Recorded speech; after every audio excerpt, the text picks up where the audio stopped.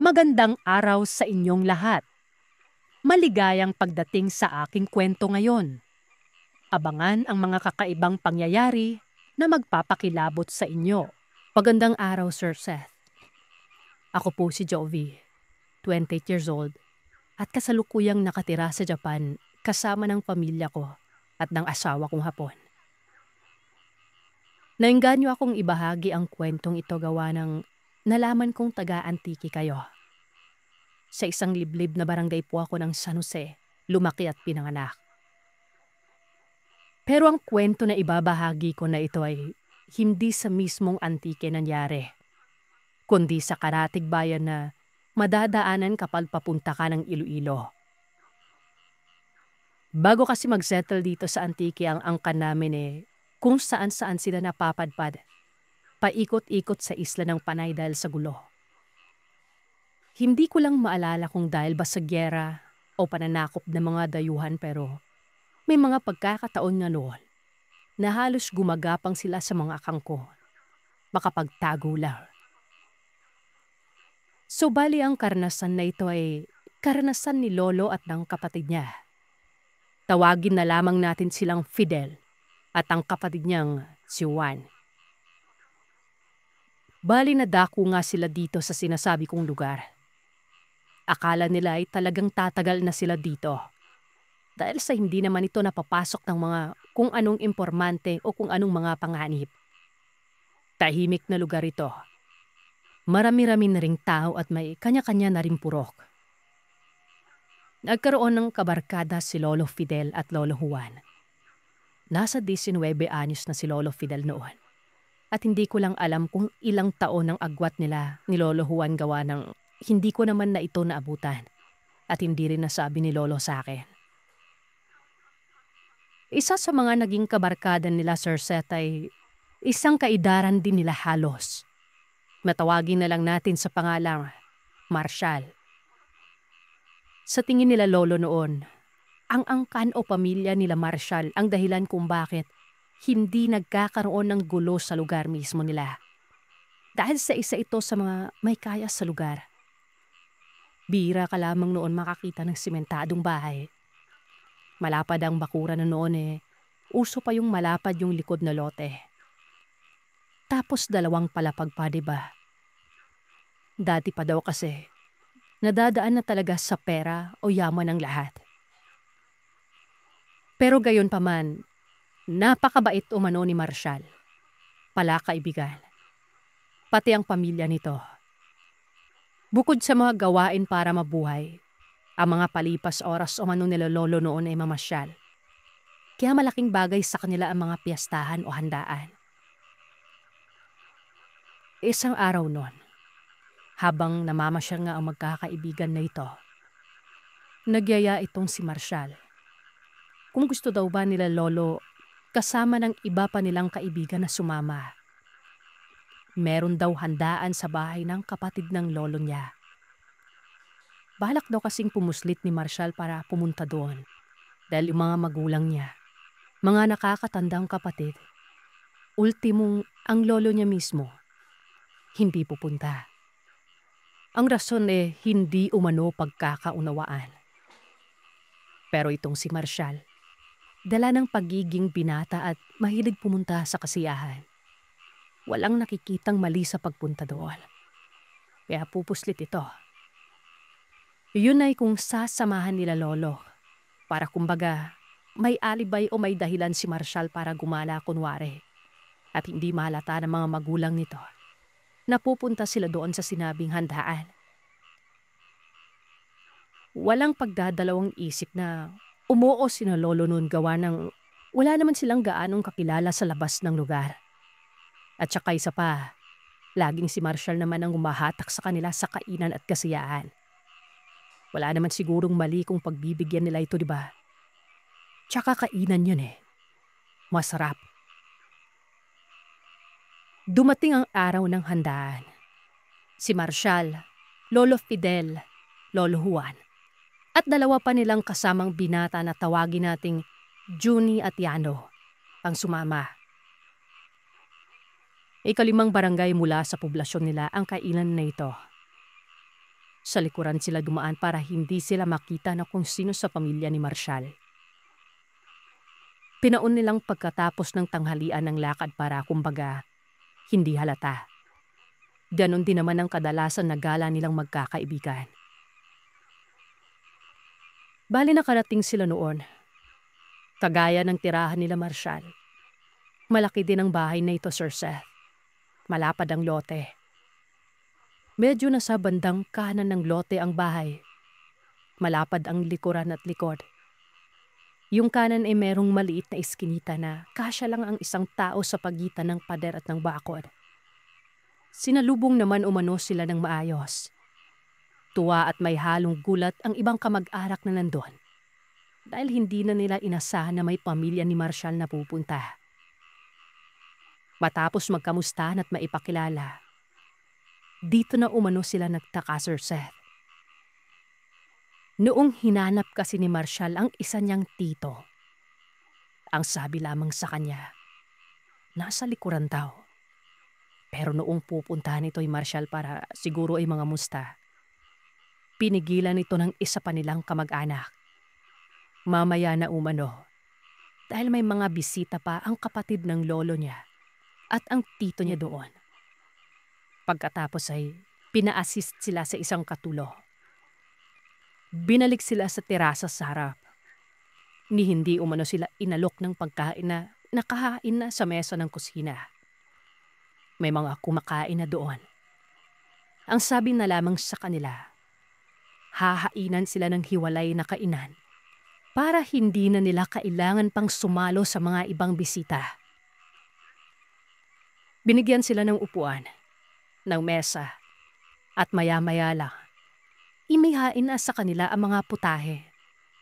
Kanin, inihaw na baboy, kaldereta, tapa at kung ano-ano pa. Ultimong serbesa inalok sa kanila. Kumakain na sila noon. Napakasarap umano ng mga handa at wala silang kung anong pagdududa. Dawa ng yung kaldereta at sausawan ng inihaw. Napakaanghang naman. May sili at kalamansi pa, di ba? Habang kumakain, biglang bumulong itong si Ano. Sabi niya, bakit daw hindi sila hinainan ng adobo at ng dinuguan? Di sina Marshall at Lolo, napatanong kung meron ba.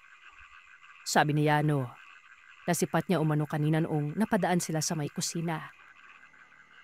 Kahit na hindi gaano kamaliwanag ang loob ng bahay at nandidilim ang tingin nila kasi galing sila sa liwanag, hindi umano siya pwedeng magkamali.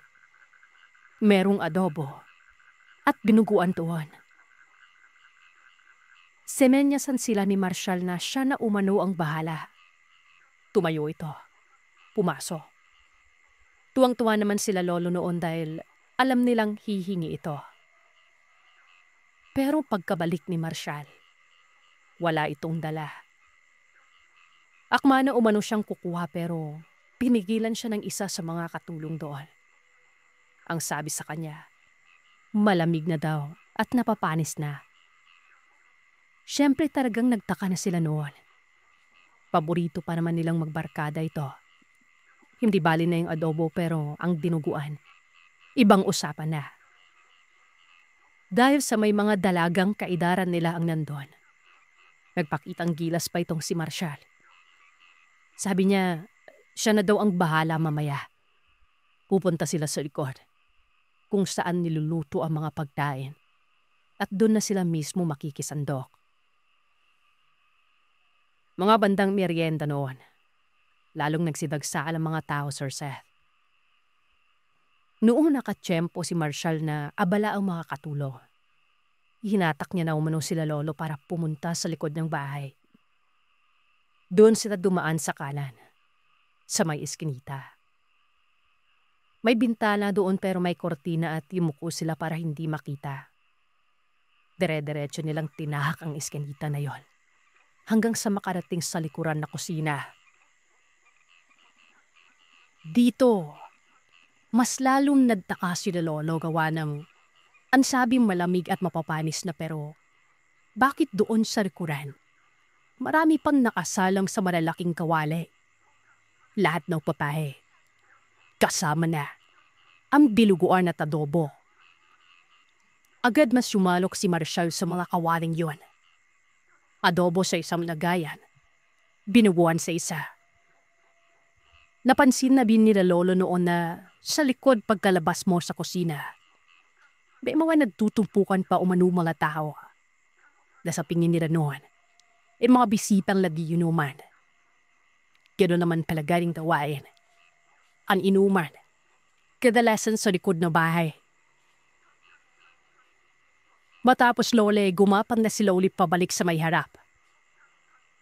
Natatawa-tawa pa sila pagkarating doon sa pwesto nila. Pero sanlip na ang tawa nila niyan, Sir Seth. Dahil noong ipatong na nila ang nakuhang uyam. Maayos naman tingnan ng adobo. Pero ang ipinagtataka nila, bakit pula ang kulay ng binuguan? Diba, may binuguan na kulang sa dugo at naliligo sa sariling mantika. May binuguan din naman na sobrang dugo at halos magmual putik na sabaw pero pula. As in pulal-pula mula sa sabaw, pati sa karne. Imposibleng taldereta o afritada ito gawa ng numura panahon layon. Hindi pa uso ang ketchup o tomato sauce o paste para isahog o inavay doon. Islipingin na lang yung binubuan na pulang-pula pa yung karne. May konting mantika ang sabaw na naghihiwalay sa pulabing dugo. Akala mo napakahilaw pa. Marunong magluto ng tinuguan sila lolo. Alam nila na dapat mabilis lamang ang pagbabagong kulay ng dugo. Lalo na at nahalo na ito at hindi na namumuo-muo.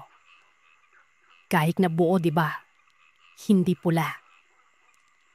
Pero imbis na matakot noon, natawa na lamang sila at nagtaka. Umusok din naman ito sa init, Sir Seth, kaya ibig sabihin ay may apoy ito. At isa pa, wala umano silang nakita o naamoy na spices o ricados dito. Kaya ng pamintang baon, sili at tanglad. Hindi kaya palagang hilaw ito.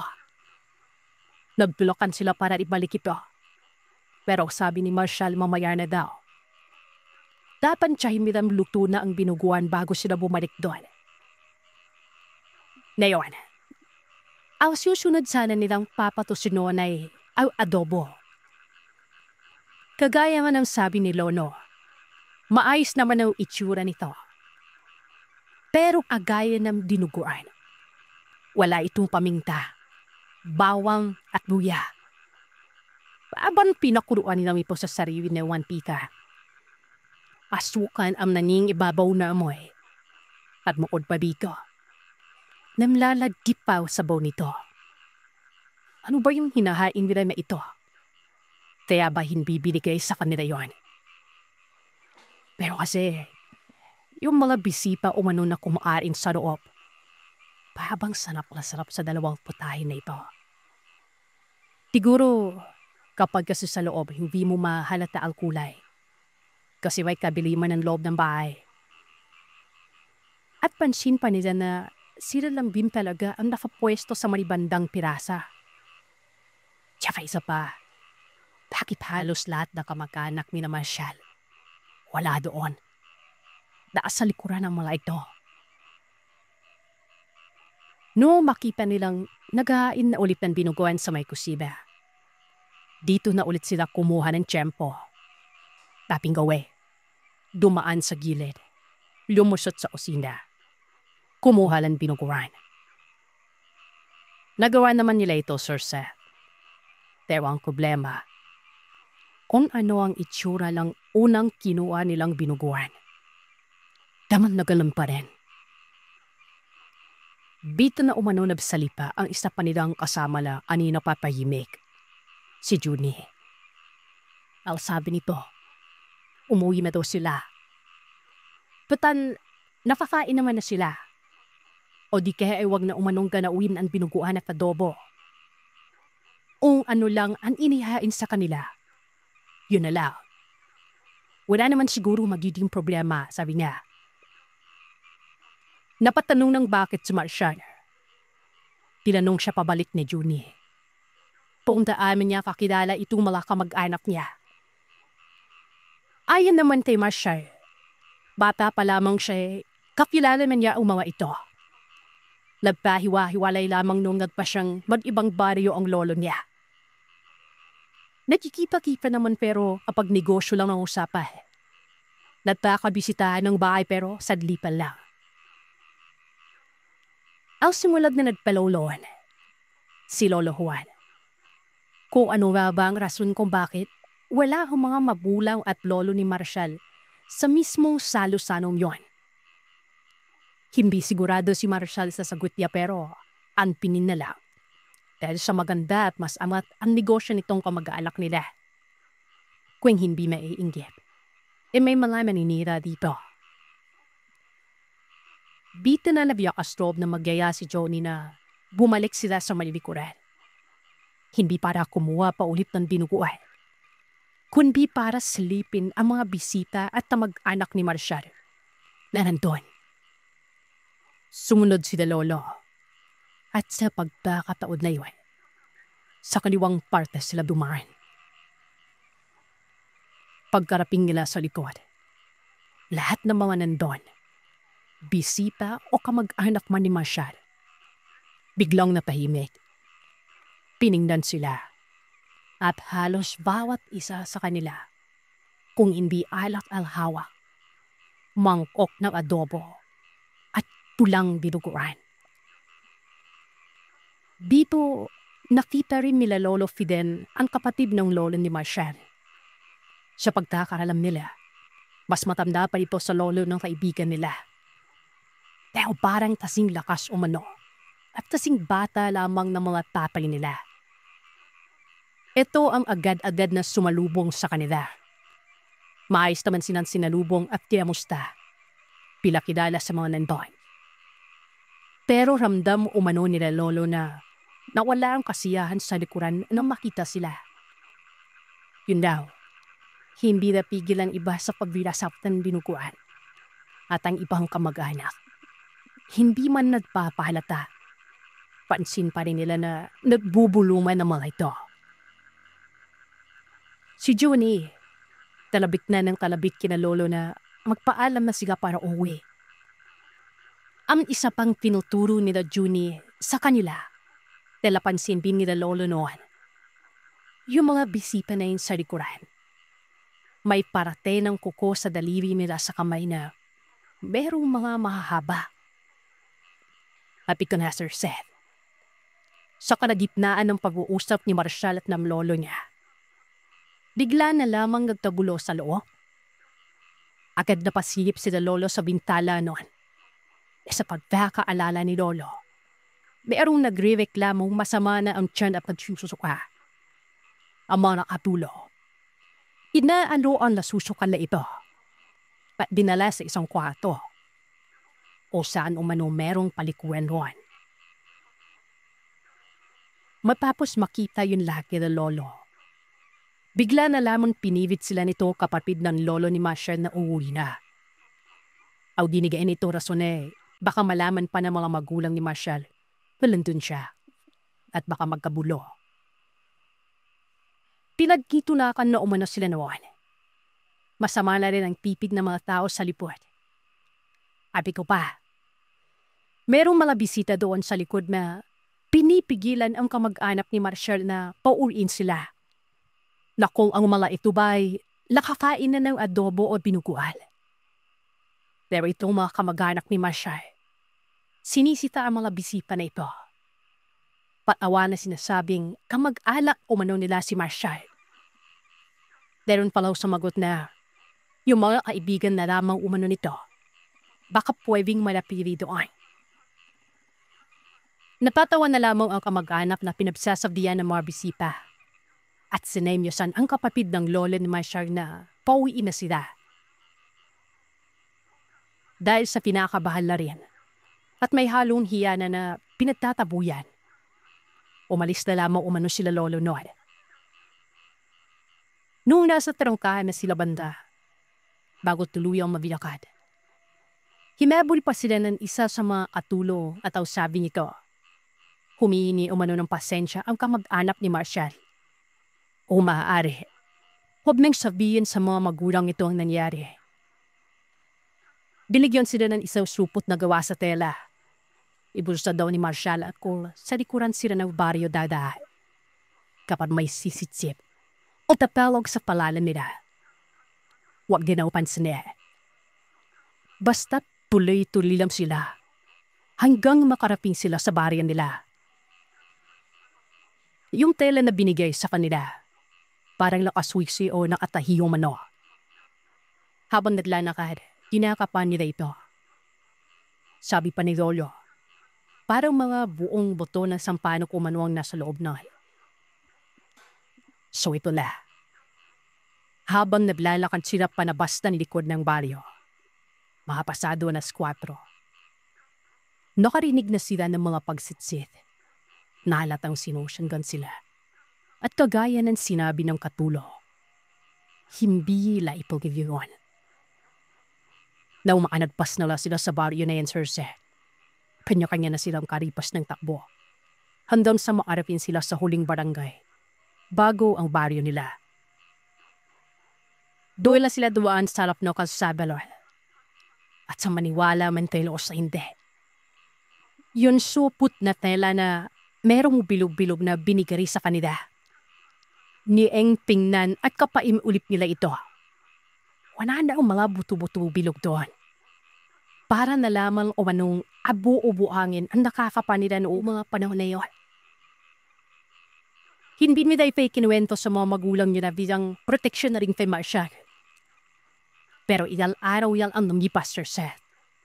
Kumanat ang balitang may mga taong nawawala o ano. Nang paalam lamang ay merong puputahang salo-salo. Ay nakapagtataka dito. Walang nakapagsasabi o nakapagturo kung saang salo-salo ito. Dahil nanapa namang doon ito sa kamag-anak ni Marshall. Harapang may mga nag-iimbestiga. Laping at bata pa na nangyaring ohan. Sa pangungulit ni Marshall sa mga magulang niya, nalaman nilang magkakapatid ang totoo.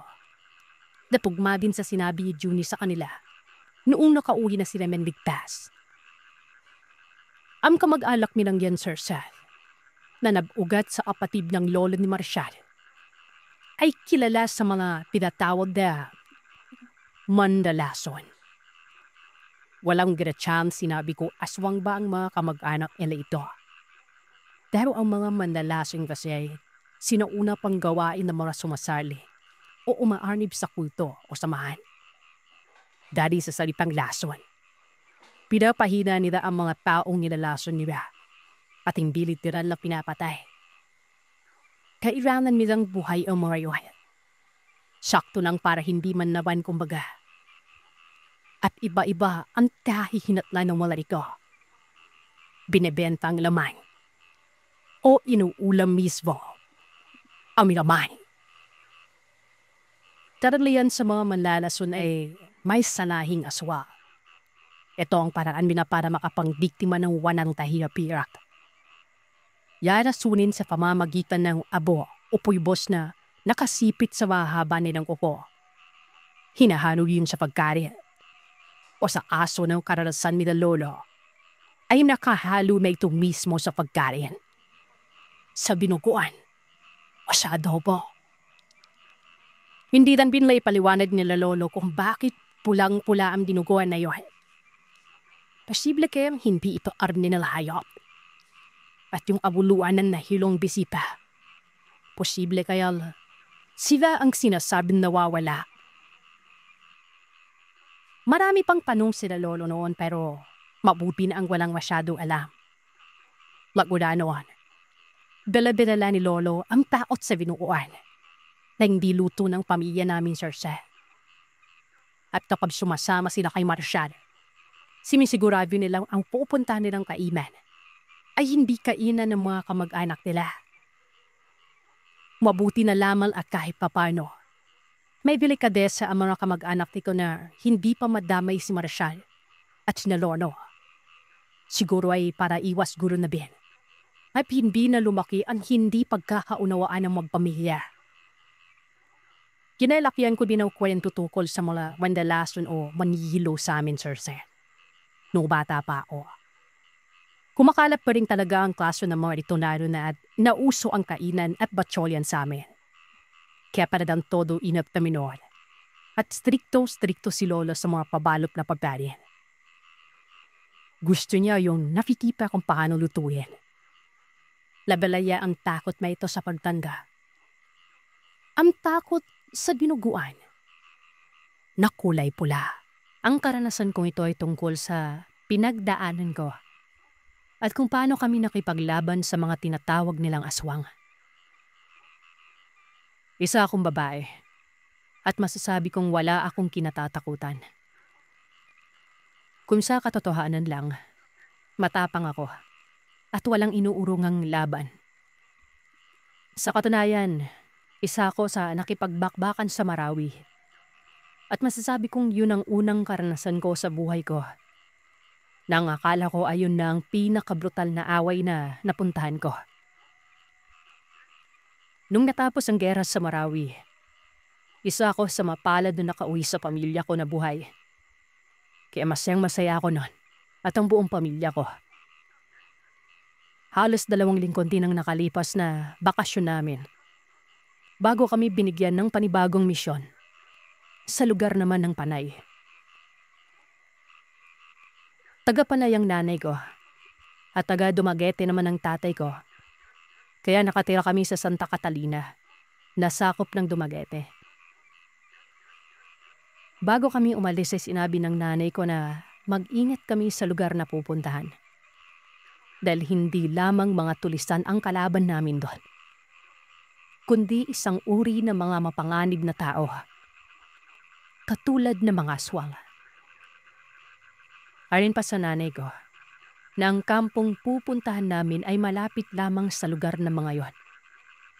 Kaya sabi niya, dalhin ko ang punyal na saway para may pangproteksyon ako kapag mapapaaway ako sa mga aswang.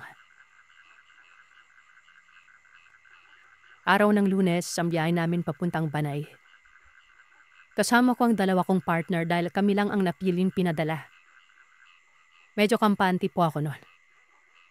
Tawagin na lamang natin silang Dan at Chris. Sila din ang mga matatapang na pulis na wala din kinatatakutan. Gabi na kaming dumating sa kampo dahil sinundo kami ng service pagdating namin sa pier ng Dumangas.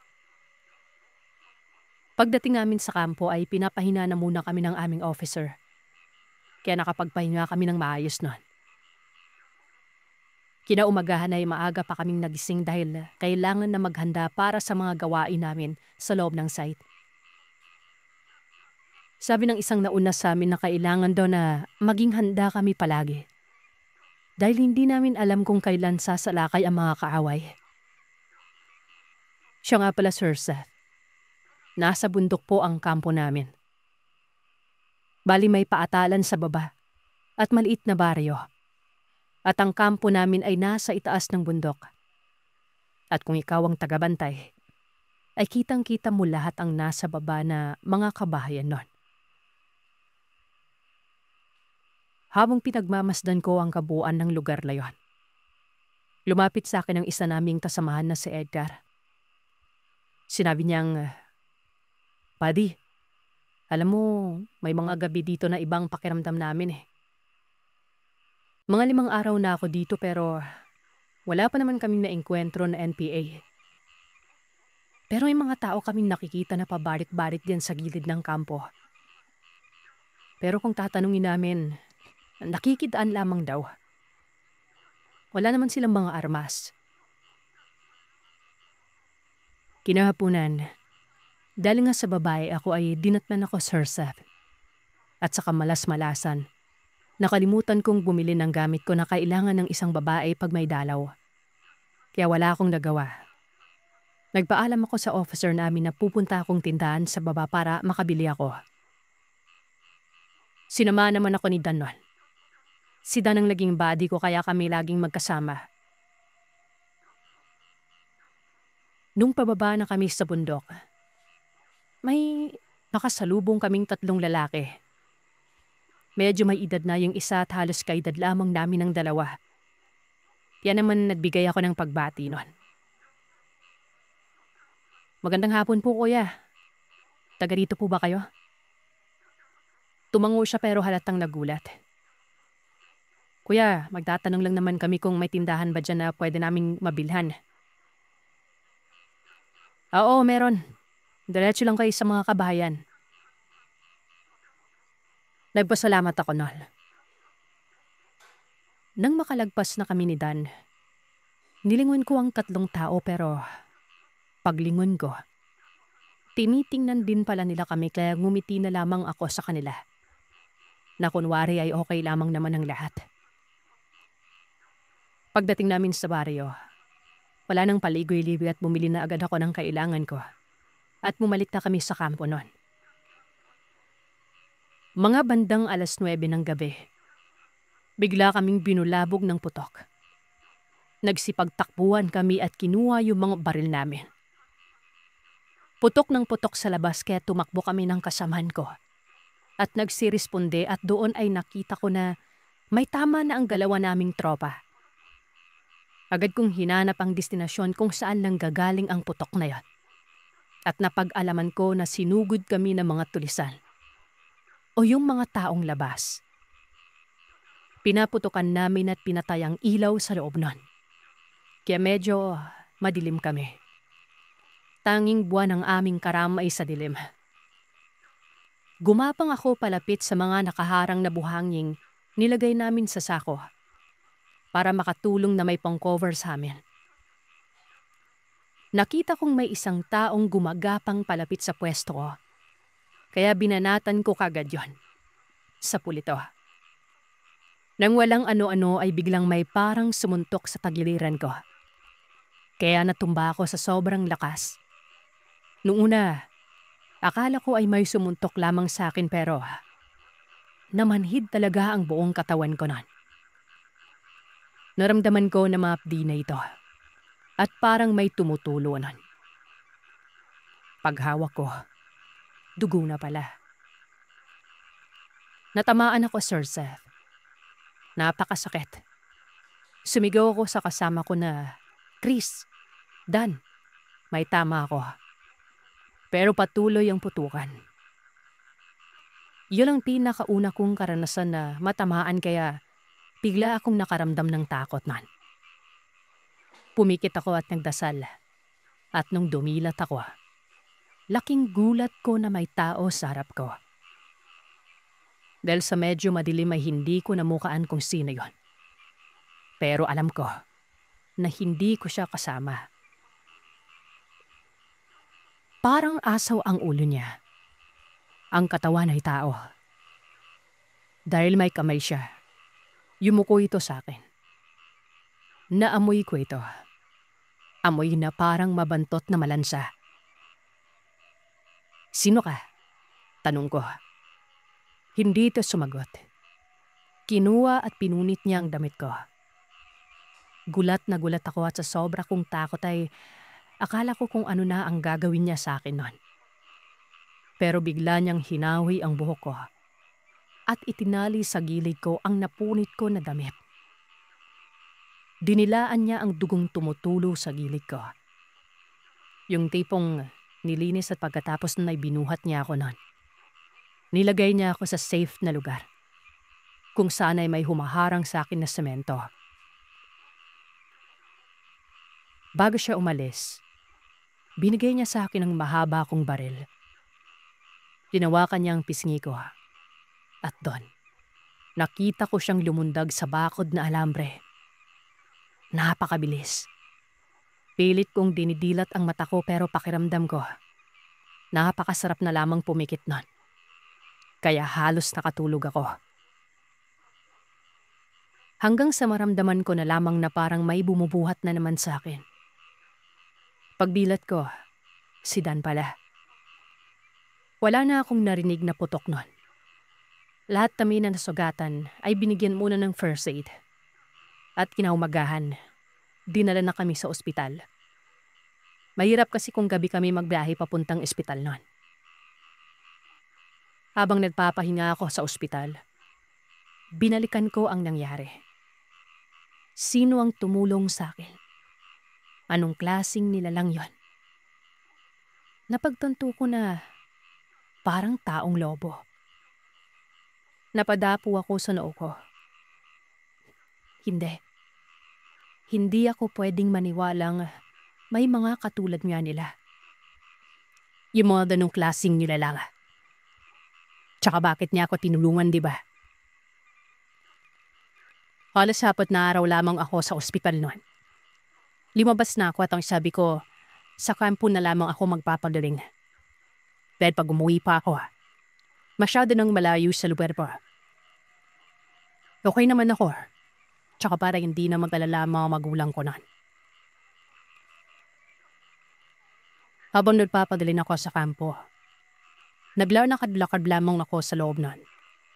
Nagpapainip, nagmamasid. Isang araw noon habang ginagawa ko yan, bigla akong nakakita ng isang imahe na nakatayo sa kakahuyan. Tumingin ako. Alam kong nandun lamang ito at gusto kong siguraduhin ko na kaaway o sibiyan ba. Pero bigla itong nawala. Kaya umiwas na lamang ako nan. Nakita pala ako ni Dan. Kaya sinundan niya ako. "O Bobby, anong ginagawa mo dyan? Mabinat ka," sabi niya. Inaanalayan niya ako para makabalik sa loob ng kwarto ko. At nung magkwentuhan kami ni Dan ay sinabi ko sa kanya ang nagligtas sa akin nung gabi yun. Pero sinabi ko sa kanya na huwag niyang sasabihin kahit kanino dahil hindi naman lahat maniniwala at pagtatawanan lamang siya malamal. Baka sabihin pa na naluloko lamang kami nun. Na medyo magaling na ako. Mga 2 linggo na ata nakakalipas nun. May nakapagsabi sa aming sa kampo na nandun sa baba o kabayan ang mga tulisan. At naghihingi sila ng mga pagkain kaya dali-dali kaming naghanda nun at bumaba sa kabayan. Mainat kami na nagtungo. At totoo nga, maroroon sila. Gusto naman silang hulihin sa mapayapang paraan pero ayaw nila. Kaya sumiklap ang away nun sa pagitan namin. Mahirapan kami dahil may mga sibiyan kaya sigaw na lamang kaninang sigaw na dapat ay dumapa sila. Habang nagpapaputok dahil wala silang pakialam kung may matamaan na sibiyan nun. Paputok lang sila ng paputok. Nakita kong 3 na ang natamaan sa amin nun. Kaya tumakbo ako para makapag-cover ako sa kanila. Pero sa kamalas-malasan, may nakakita sa akin. Pinaputukan ako. Pero bago pa umabot sa akin ang balang yon, napansin ko na mayroong sumusunod sa akin na hinarang ang kanyang katawan doon sa bala na yon. Bumagsak ito sa tabi ko. Binakapan ko habang pinutuluman ko siyang i-cover sa gilid ng bahay. Duguan siya. May tama sa likod. Hinubad ko ang balabal ko na nilalagay ko sa aking raid nun kapag may misyon. Itinali ko ito sa kanyang katawan. Nang mapalian ko na, agad kong hinarap ang mga kaaway at pinaputukan ng pinaputukan. At nang humupa na ang putukan ay piningnan ko ang taong naglugtas sa akin pero wala na siya. Taming patak ng mga dugo na lamang ang naiwan. Sinearch namin ang lugar. 4 ang patay sa kalaban. 3 ang sugatan sa amin. Pero hindi naman masyadong grabe ang tama. Inaanap ko siya.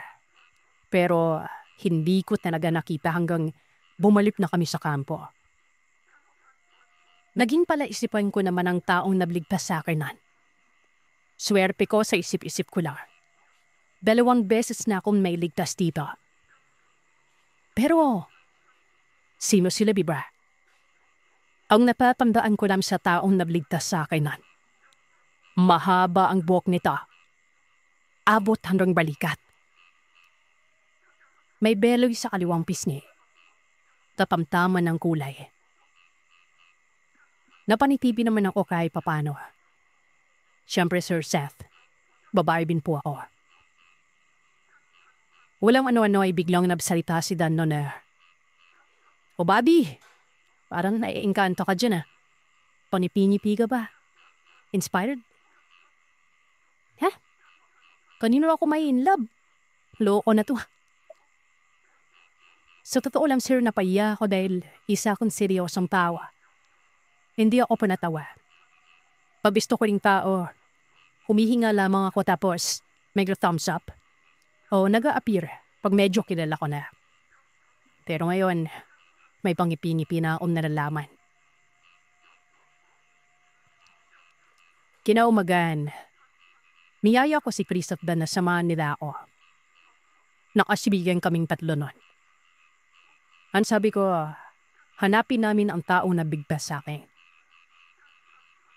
Siyempre si Dan medyo nagtaka at baka mapahamak pa kami nun. Pinagbilipan ko na hanapin namin. Baka napanamayin pa akong yun. Siyempre baka kailangan nang dalhin sa ospital. Nako, baka pringin Scorpio. Kaya hanap na Pablo. Baka napakot. Pero sa uli, ako pa rin ang nanalo. Sumunod sila sa akin. Nagdahilan lamang kami na may bibilin at pumaba na kami sa kabayan. Pero halos lahat ng bahay doon na napagtanuan na namin pero wala silang kilalang mahabang buhok na lalaki. Sabi ng isang matandang lalaki, baka tada kabilang sapa o mano. Sabi ko, sang lugar yan. Pero gusto ko lang talagang magpasalamat o makatulong man lamang sa kung ano ang dapat gawin doon. Pero lininga-linga ang matanda at nagsabi ito na, "Ay nako ineng, huwag tayong pumunta doon sa lugar na yon. Mga gabunan ang mga tao doon." Sir Seth, hindi ko talaga alam noong mga panahon na yon kung ano ang ibig sabihin ng gabunan. Kaya nagpanong-tanong na ako habang nakikimiti lamang si Dan at Chris. "Imeng, ang gabunan, isang uri ng aswang na kumakain na demen tao. Tapos hinaw pa. Pero hindi naman lagi. Minsan lamang sa isang buwan. Hindi ko noon pinipilit na maniwala kayo. Pero baka mabisgrasya lamang kayo doon. Pag pumunta kayo doon, mag-ihap tayo. Dito kasi sa lugar namin, hindi lamang mga tulisan ang kalaban nyo. Minsan mga danong nyo na lang pa." Bumalik kami sa kampo. Pinag-usapan namin ang aming nalaman sa lugar na yan. Lumipas ang isang linggo na mapayapa at halos nakalimutan ko na ang mga nangyari sa nagdaang araw. Pero syempre, hindi ang lalaking naglipas sa akin. Alam mo yung pakiramdam, Sir Seth, na gusto mo makipang isang tao. At nakakainip ng mga araw kaya nang umaga na yun ay kailangan ko mag-focus sa trabaho ko. Kailangan ko matanda lagi sa diera. Hindi madali ang buhay ng isang pulis kapag nasa duty ka o may mission ka. Kaya noon, magja-jogging na lamang dapat ang plano ko. Habang tumatakbo, sa hindi kalayuan, nakita ko na naman ng lalaking laging nakatingin sa akin. Nagkunwari akong hindi ko siya nakikipanan. Lumibot ako sa likuran ng krampo at patuloy akong lumabas doon. Doon ako dumaan sa madamo. Gusto kong malaman kung sino siya at ano ang ginagawa niya. Medyo malapit na ako. Tumayo ako. Ikinasa ko ang baril ko at pinutok ko kaagad sa kanya noon. Bago ako nagsalita, Pero nang nakita ko ang kanyang karniwan, Sir Seth, mahaba ang buhok niya. Nakapuso dito. Sinigurado ko na hindi siya makatakbo kaya dahan-dahan pa akong lumapit sa kanya pero bigla itong lumingon sa akin. Nakita niya ako. Kaya ang nasambit ko na lamang dahil parang napaya talaga ako nun. Anong ginagawa mo dito? Bakit lagi kitang nakikitang nakatingin sa loob ng kampo? Espiya ka ba ng mga tulisan? Diretsong tanong ko. Ngumiti siya. Nakita ko ang beloy sa kaliwang pisngi niya. Nagkunwari akong hindi ko siya natatandaan dahil kinakabahan na ako nun. Hindi ko alam ang itatanong ko. Sabi niya, hindi. Hindi ako espiya. Hindi din ako tulisan. May inaabangan lamang ako lagi sa loob na gusto kong makita. At gusto ko makasiguradong ayos siya. Hindi ko alam ang sasabihin ko, Sir Seth. Dahil parang alam ko kung sino yung tinutukoy niya. Nanlamig ang buong katawan ko. Gusto kong tumalikod at tumakbo pero kung gagawin ko naman yon, parang hindi ako pulis, diba? Sabi ng utak ko, kaya ko to. Tinanong ko siya noon. Sinong gusto mong makita? May kakilala ka ba dyan? Umiling-iling siya. Wala umano. Pero sabay itong may binigay na tela na mahaba nun. Kilala ko ito. Ito yung balabal ko na tinali sa sugat niya. Kaya biglang may naisip ako para hindi ako mahiya. Nagkunwari ako na, nako, ikaw pala yon. Hindi kita natatandaan. Kasi maraming kalaban yon. Yun ang naisip kong sabihin sa kanya. At sino ba namang hindi natandaan yun, di ba? Akay-akay ko siya habang papunta kami sa gilid ng bahay. Tumango siya. Kamusta ka? Ba't ka umalis pala nun? Hindi kita napagamot. Sabi ko. Okay na ako. Sambit niya. Huwag ka mag-alala. Malayo yun sa bituka. Habang nakangiti ito. Meron siyang itsura, Sir Seth. Yun ang sinasabi ng utak ko. O siya, sige, salamat. Nagpasalamat din siya noon. Tumalikod na siya agad nang makita niyang may tumatawag sa akin sa loob. Narinig kong pinatawag ako ni Dan noon. Scorpio, anong ginagawa mo dyan? Ba't nandyan ka? Delikado dyan. Nang lingunin ko ang kausap ko, wala na siya. Hindi ko natanong ang pangalan niya. Pinandaan ko ang mukha niya habang pabalik na ako sa loob nun. Agad naman akong sinalubong ni Dan. Sinermonan. Kaya wala akong nagawa kundi umuo na lamang ako ng umuo nun. Ang sabi ko na lang, tinitingnan ko kung anong meron dun kaya napunta ako dun banda. Kinagabihan, hindi ako mapakali. Gusto kong lumabas at mapahangin dahil ang init ng pakiramdam ko.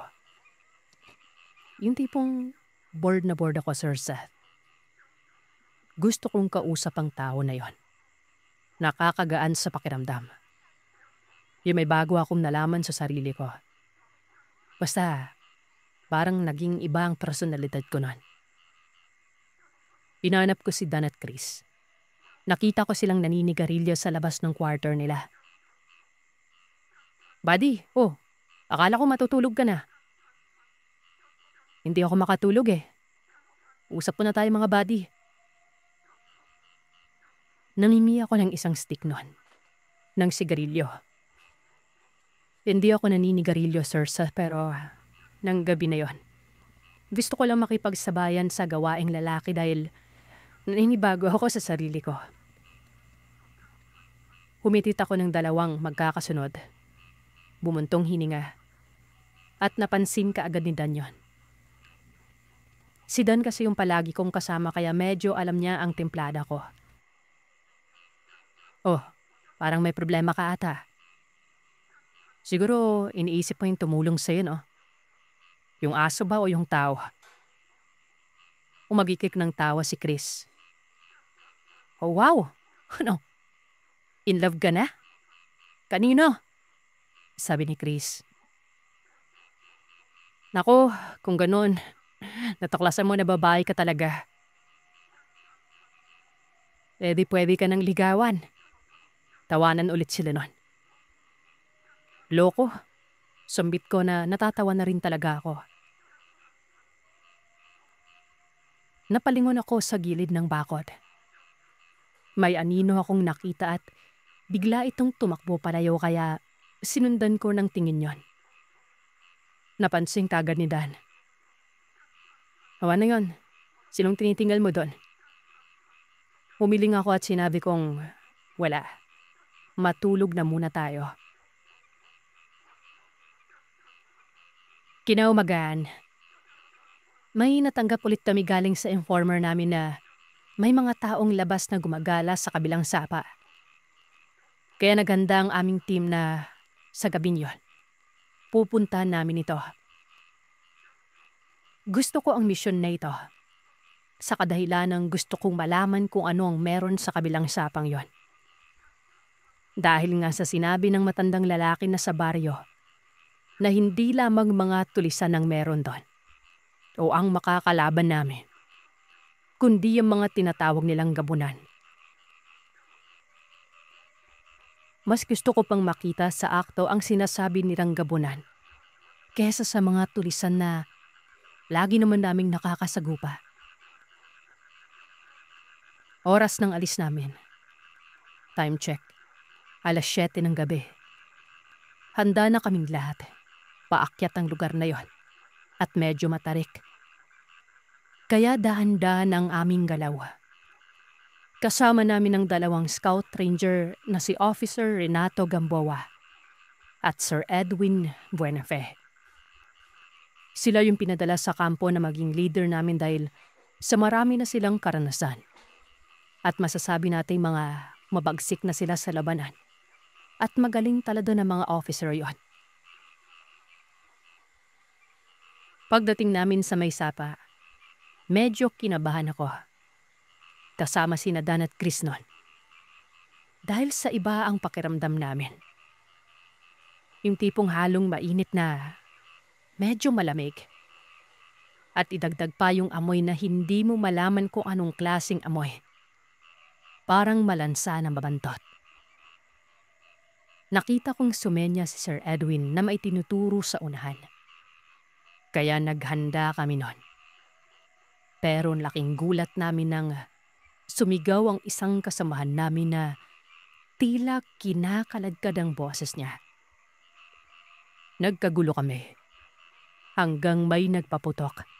At dali-dali akong nag-cover sa puno. Magkadikit kami ni Buddy Dan. Nagtanuman kami kung ano yon. Isa-isang nagpaputok ang mga ito. Hanggang narinig ko na sumigaw si Chris na, "Hindi tao to! Hayop sila!" At nakita namin ni Dan na tumatakbo pabalik si Chris papunta sa amin. Sinalubong siya ni Dan. Ako naman ay gumapang sa kanila dahil gusto kong makita ang lahat pero hindi ko akalain na bigla na lamang may humawak sa paa ko. Himila nila ako pero nakahawak ako sa may ugat-ugat ng kahoy.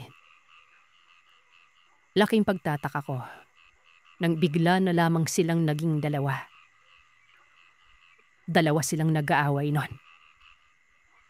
Hindi nagsusuntukan yung humahatak sa paa ko at yung isa pang nilalang.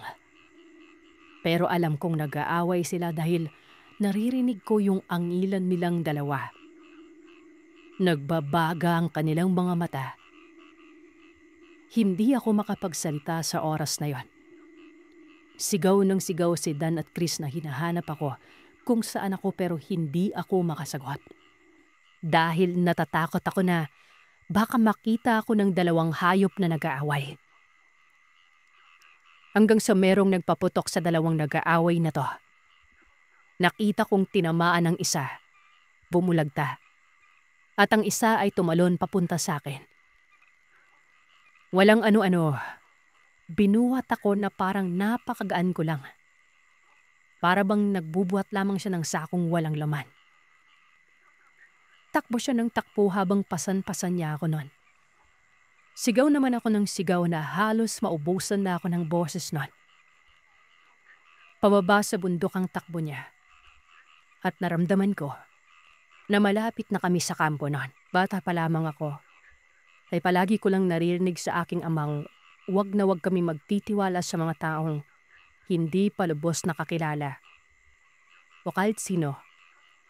Minsan pa kahit anak mo pa o malapit mong kaibigan, ay hindi mo pwedeng pagkatiwalaan ng lubusan dahil hindi mo alam ang nilalaman ng kanilang isipan. Noong tanungin ko ang aking ama kung bakit niya palaging ipinapaalala sa amin ang mga ganong klaseng bagay ng paulit-ulit, doon ay ikinuwento niya sa akin ang tungkol sa kanyang karanasan sa isang pangyayari na naging dahilan kung bakit nawala ang kanyang tiwala. At ito ang karanasang aking ibabahagi ngayon. Tawagin niyo na lamang ako sa pangalang Ronnie. Tubong Albay. Ang kwentong ibabahagi ko sa inyo ay tungkol sa karanasan ng aking ama. Kung inyong mamarapatin ay ikikwento ko ito sa pamamaraang ang aking amang si Emilio na ang nagbabahagi sa inyo. Hindi kasi ako masyadong maalam pagdating sa pagbabahagi ng kwento. Kaya naman po ang aking ama na lamang ang magbabahagi sa inyo ng kanyang karanasan. Nang sa ganon ay lubusang maintindihan ng iba pa ninyong mga tagapakinig sa mga kwento ni Thelmo. Dekada 70. Nasa edad 15 taong gulang pa lamang ako't naninirahan sa isang liblib na baryo sa parte ng Antique. Nang maghiwalay ang mga magulang ko, dahil sa kumabilang bahay na ang aking ama. Samantalang ang aking ina naman ay hindi niya matanggap ang mga pangyayaring yon. Kung kaya't 2 linggo lamang simula nang iwan kami ng aking ama, ay kinitil nito ang kanyang sariling buhay. 3 kami magkapatid. Ako ang panganay. Kaya noong namatay ang aming ina, ay sa bahay na ni Lolo Elyong at Lola Anisha kami nanirahan. Mga magulang sila ng aming ina. Maraming mga alagang baboy at manok si Lolo Elyong.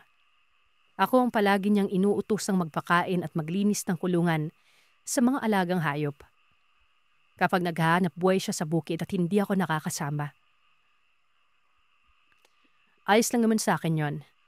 Dahil hindi naman masyadong matrabaho ang pag-aalaga ng baboy at mga manok. Basta ba'y mapakain ko lamang ng maayos sa mga ito at maalaga ang mabuti. Ayos na sa abuelo ko. Masaya na siya roon dahil malaking tulong na yon sa kanya.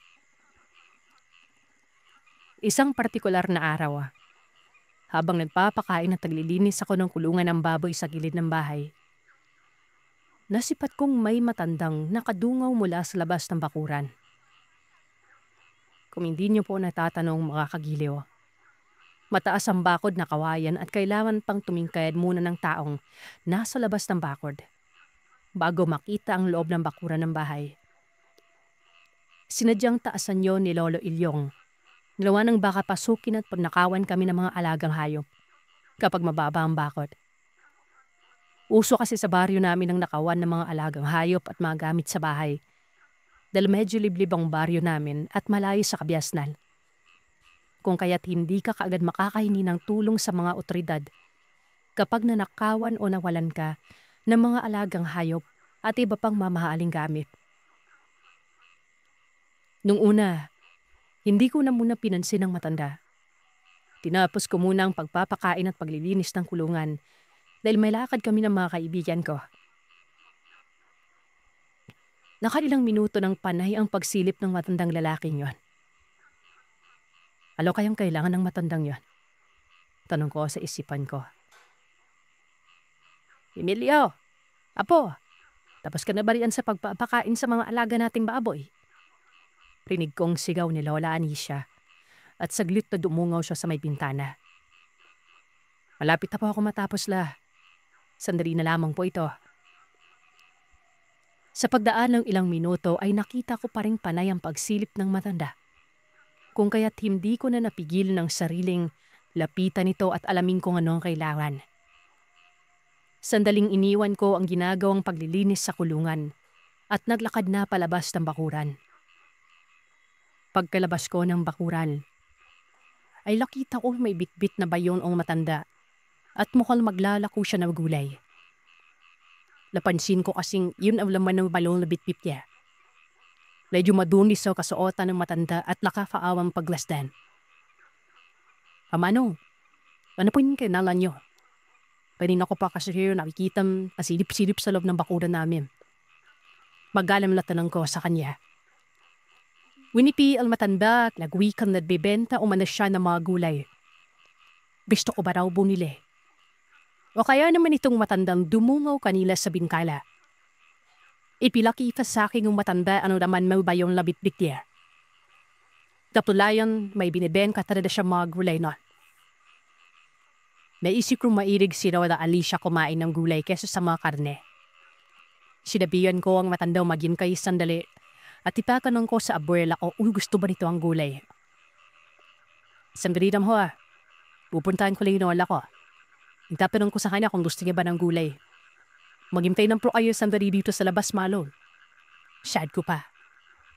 Tumawo ang matanda at silabi na maghihimpay umalis siya. Asahan niya raw na bibiyaw abuela ko. Dahil Brenna mano raw sino na Anisha kapag bibili sa kanya. Nang makapasok na ako sa loob ng bahay, pinanong ko si Nona kung gusto niya ba ng gulay nun. May nablalako at mukhang wala pang benta. Ano ba yung mga gulay na binibenta niya, apo? Tanong niya, na maya-maya ang pag-ubunan. Silabi ko naman sa kanya, siya na lamang ang pipingin kung ano mga gulay ang pala ng matanda. Para naman makapamili siya kung ano gusto niyang gituin. Siya, sige. Sandali lang kukuha lamang ako ng pera sa kwarto para makabili tayo ng gulay. Tama-tama para hindi na ako pumunta pa sa palipapa para bumili ng mauunam natin mamaya. Tubod naman niya. Nablakad na lang ito papunta sa sinutulugan Midanolo Elio. Sa pagdaan ng ilang sandali, ay lumabas na ng silid si Lola. Inalayan ka naman siyang maglakad palabas ng bahay. Habang naglalakad kami papalapit sa matanda, ay napapansin kong palay ang pagranok lang laway ng matandang yan. At hindi inaanis ang pagkakapipit kay Lola. Napapadaras naman ang pag-ubo ni Lola at parang hirap na siyang makahinga. Pinarong ko ito kung ayos lamang ba siya. Gusto nila, ako na lang tayong bibiyam ng gulay. Bumalik na lamang po kayo sa noob, parang naiirapan na po kayo eh. Mika ako. Sinabi niyang ayos lang naman siya. Huwag ko raw siya kalalahanin dahil normal na namang umano sa kanya ang napapadalas ng pag-ubo. Sigurado po kayo? Pag-aalalang tanong ko nan. Ano abay namang bata pa? Sinabi ko na lang ayos lamang ako. Huwag mo na akong lalalahanin pa. Hindi na namang ako umimik pa at nagpatuloy na lamang kami sa paglalakad. Nagpatuloy na kami sa pamimili ng gulay ni Lola. Pagkatapos ay bilayaran niya na kaedad ang gulay na napili at magpasalamat na. Pagmang babalik na sala kami sa bahay, nang makiusap ang matanda kay Lola na kung maaari, pwede daw ba siyang makinom. Kanina pa raw kasi siya naglalako ng mga paninda at uhaw na uhola. Pininggan ko ang lola ko at sinabihan ko siyang maiwan na muna at kukuha na muna ako ng tubig. Dahil nakakahawa naman ng matanda. Kanilo pa para ito naglalako. Sa diftan po, kukuha ko yan na maiinom. Ulika ako sa matanda. Dahil madali akong pumasok sa loob ng bahay para kumuha ng tubig noon. Matapos kong makakuha ay lumabas na ako sa bahay para iabot ito sa matanda. Sa paglalakad ko, ay nakita kong hinihimas-himas ng matanda ang likuran ni Lola. habang ang inona ko naman ay walang tigil sa pagubunan. Halos patakbo na o nagmamadaling mabilakad palapit sa nawala ko at nag-aalalang tinanong siya kung ano ang nangyayari sa kanya. Sadlip na inabot ko ang hubasong may namang tubig sa matanda. Ibinalayan si Nona at sinabihang pumasok na sunog ng bahay. Ako na ang bahalang magbitbit ng gulay na binili niya. Sabit ng pumano ha. Rabalikin ko po ayo. Ipapasok ko ng Nona sa bahay. Platod ko rin pinasok sa loob ng bahay si Lola. Pagkatapos ay muling lumabas ng bahay para kunin ang binili ni Lola at ang basong pinag-inuman ng matanda.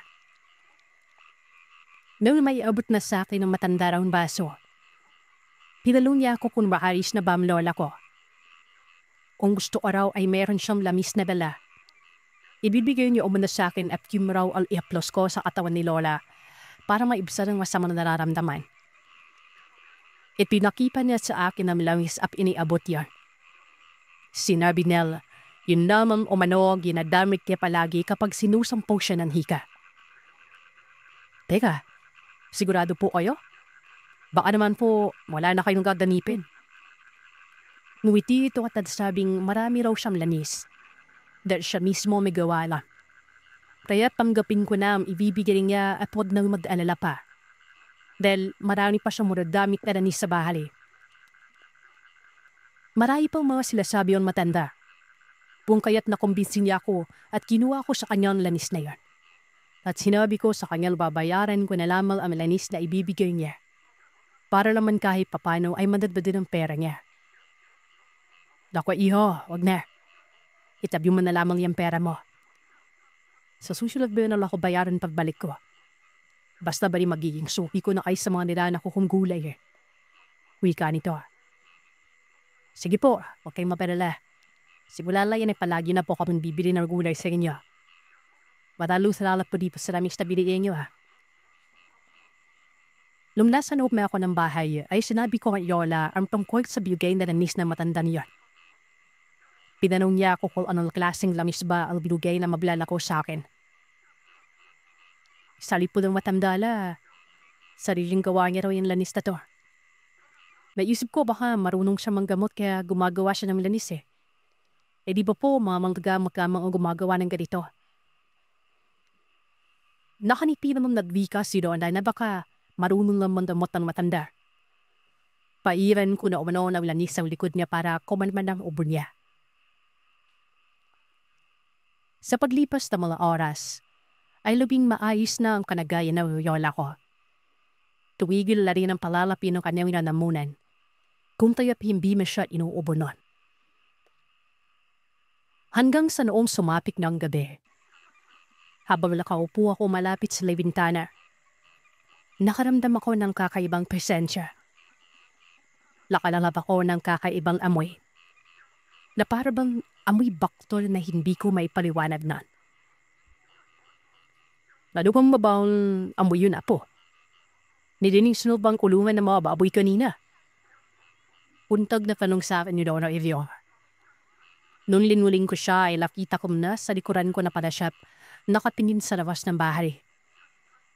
O naman po Dono, hindi ko po kinakaligtang linisan ng mga kulungan ng baboy. Hindi ko nga po alam kung saan ang galing ang amoy na umaaning asaw eh. Tuwin ko kay Dono. Napapatakit na rin ako ng ilonggan. Maya-maya pa ay nakakarinig na kami ng maihilong pag-angil. Mimpila po siyang akala mo'y nag-aaway. Napalapak naman si Nono iyon at natanong kung nakasarado bang maigi ang bakuran. Baka mamaya'y may nakapasok na ibang hayop at kinapain ng mga manok niya. Eh di ba po kayo yung huling pumasok kanina? Wika ko kay Dono. Tubangutang mo naman si Lolo at napsabing, tingnan nyo na nang raw ang bakod kung nakasarabang maigi yan. Mahirap na umano at baka masalisihan pa kami ng mga mababangis na hayop na nanggagaling pa sa kagubatan. At malapa pa ang mga manok naming matadan ng pinalamanadaan. Malapit na sa paanan ng bundok ang tirahan namin. Kaya ingat na ingat talaga si Lolo Iyong na walang makakapasok sa bakuran namin. Ni pusa man la. dahil ayaw niyong mauwi lang sa wala ang pinaghihirapan namin na yon. Sinabi ko sa lolo ko na ako lalaman ang pipingin ko nakasanabal mabuti ang gate na yari sa kawayan. Sige po, magiging left rin at baka madalas ka. Alam mo namang medyo maputik ang bakuran. Tumamo ako at lumabas na ng bahay para pingnan ng bakuran namin nun. Ilang sandali pa, sa hindi inarasahan, ay may nasipat akong malaking asong nagbabaga ang mga matang, nagkukubli sa likuran ng puno ng miyog, ang kalahating katawan. Kitang-kita ko yon dahil sa sinag ng liwanag ng buwang tumatama sa kalupaan. Lo, may nakapasok na malaking aso sa bakuran natin. Tawag ko. Narinig kong malakas na napamura ang lolo ko nang marinig niya ang sinasabi ko nun. Kung kaya't dali-dali itong lumabas ng bahay, bit-bit ang 2x2 na kahoy para sana'y habulin ang hayop na nakita ko. Pero saktong pagkalabas ng lolo ko ay nakita kong mabilis na kumilos ang nilalang.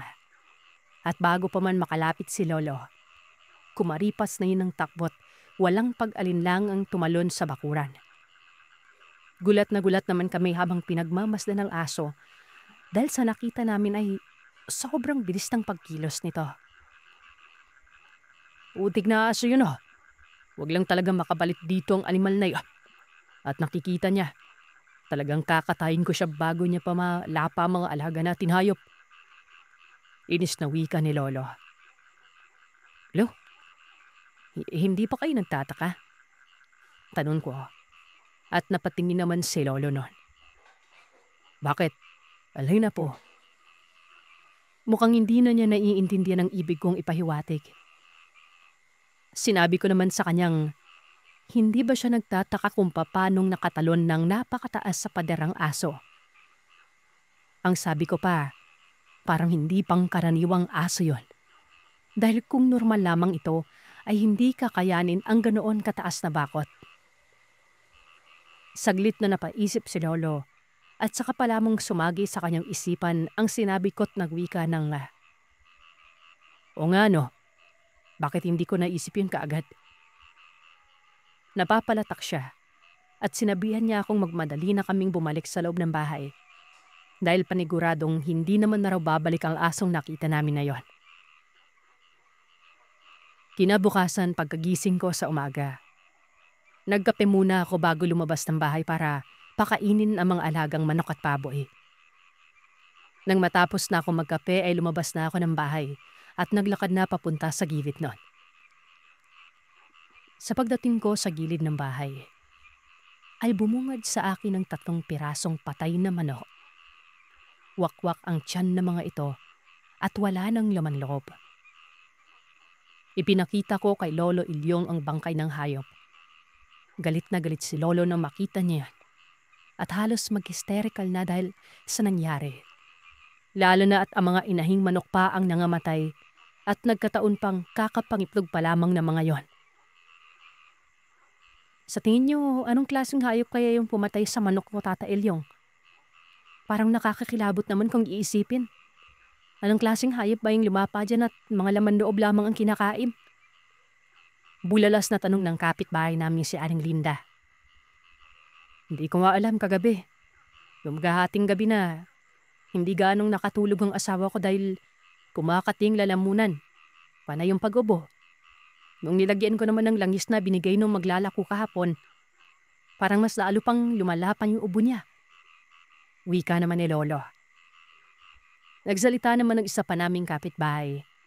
At nagsabing nakarinig na rin umano siya ng kakaibang inyay kagabi sa silong ng bahay nila. At parang nagsisipagpalakpakan raw yun.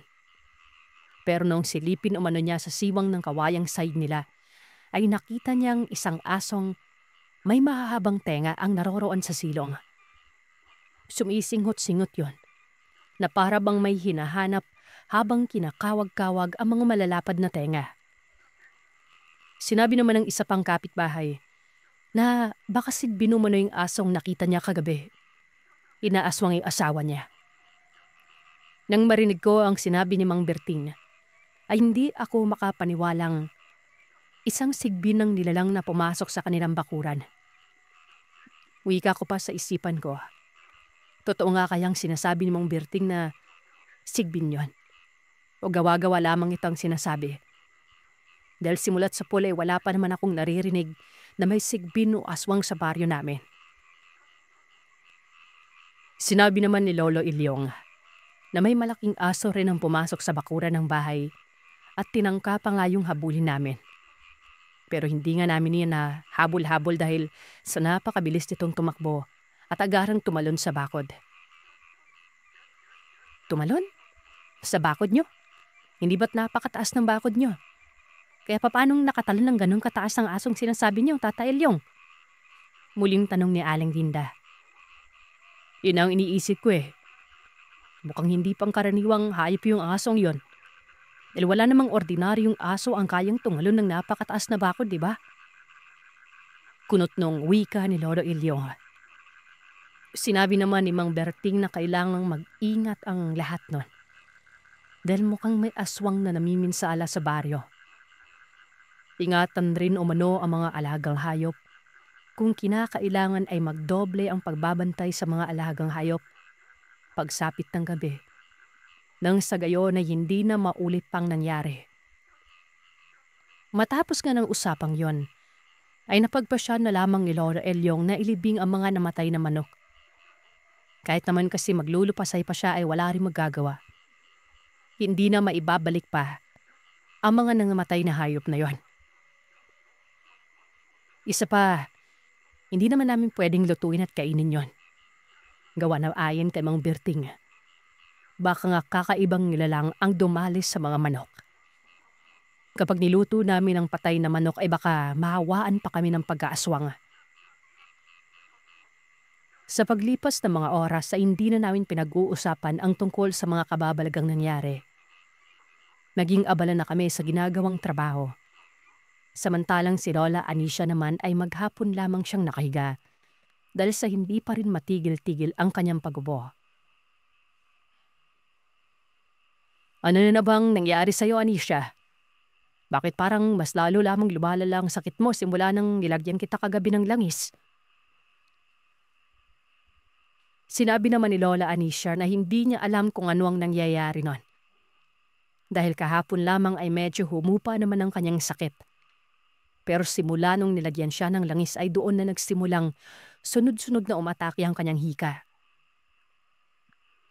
Nagwika si Lolo Ilyong na magpatingin na umano sa pagamutan si Lola.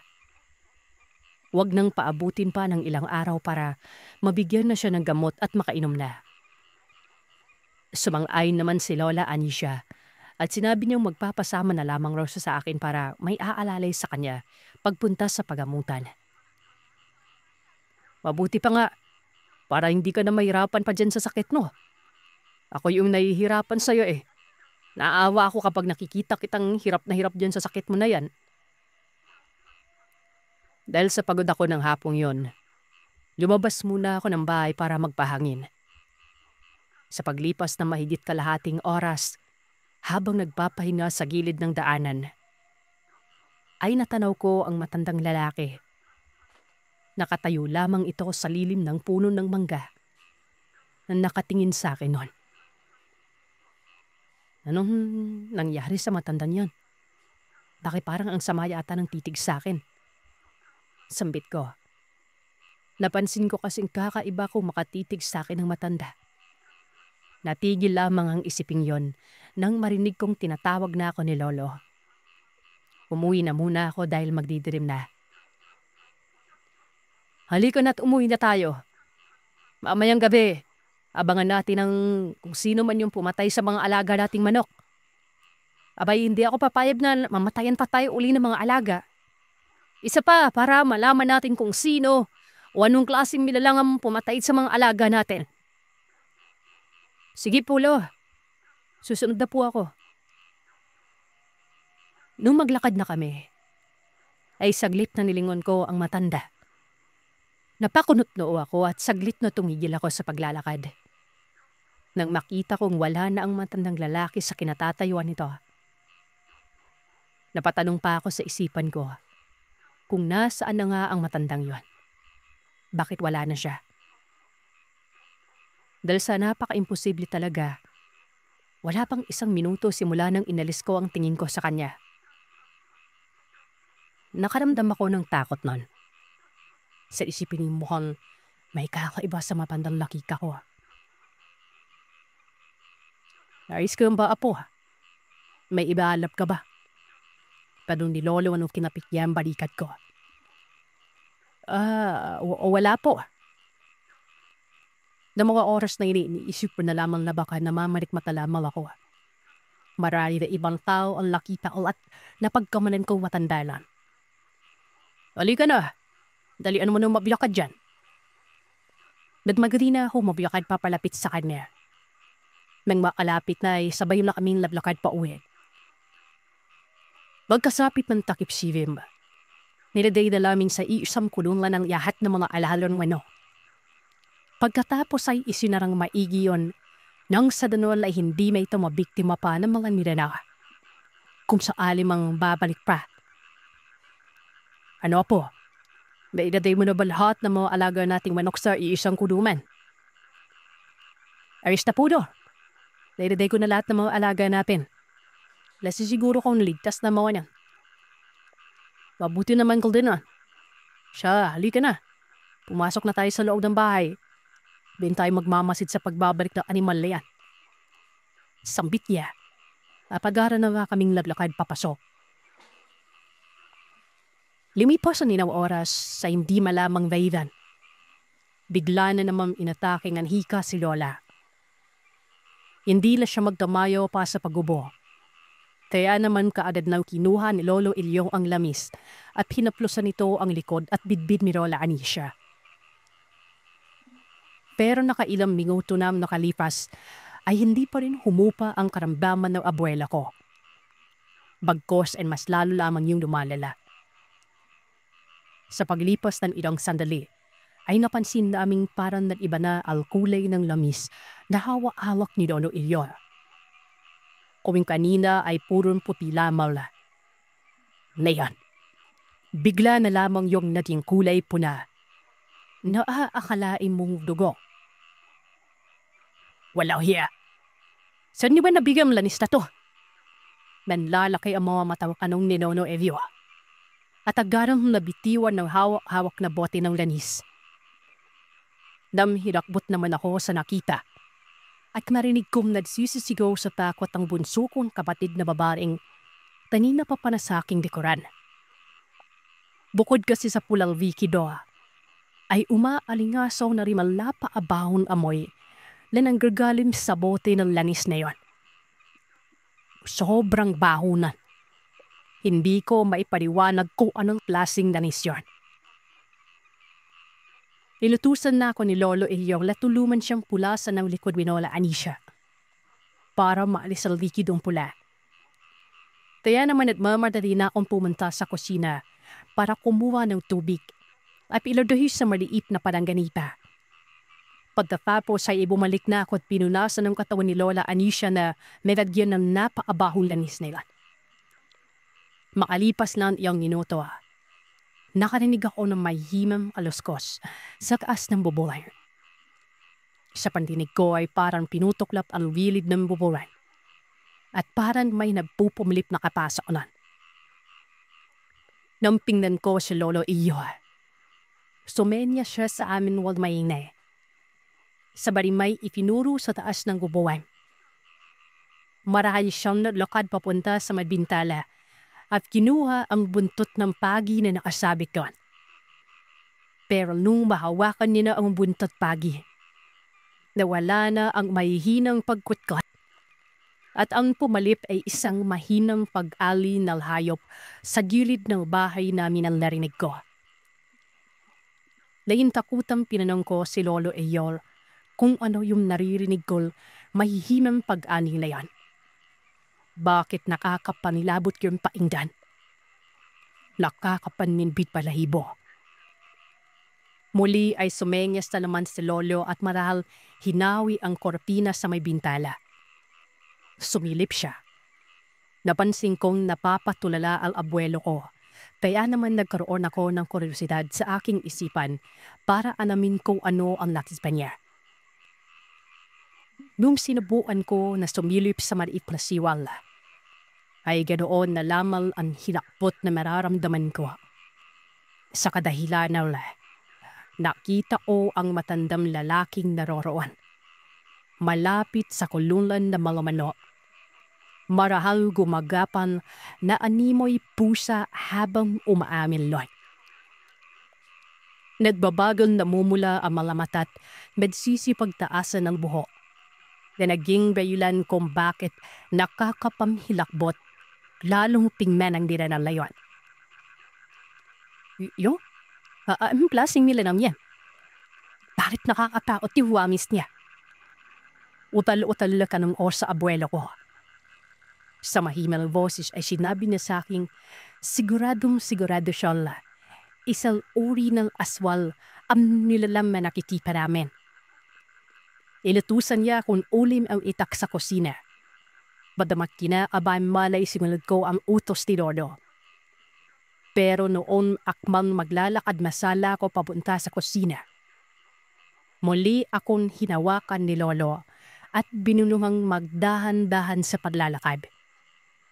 Hanggat maaari ay huwag akong lumika ng inay sa may sahignan. Sige na, kunin mo na yung itak sa kusina. Utos niya. Tumano ako at nilakasanla ang yob.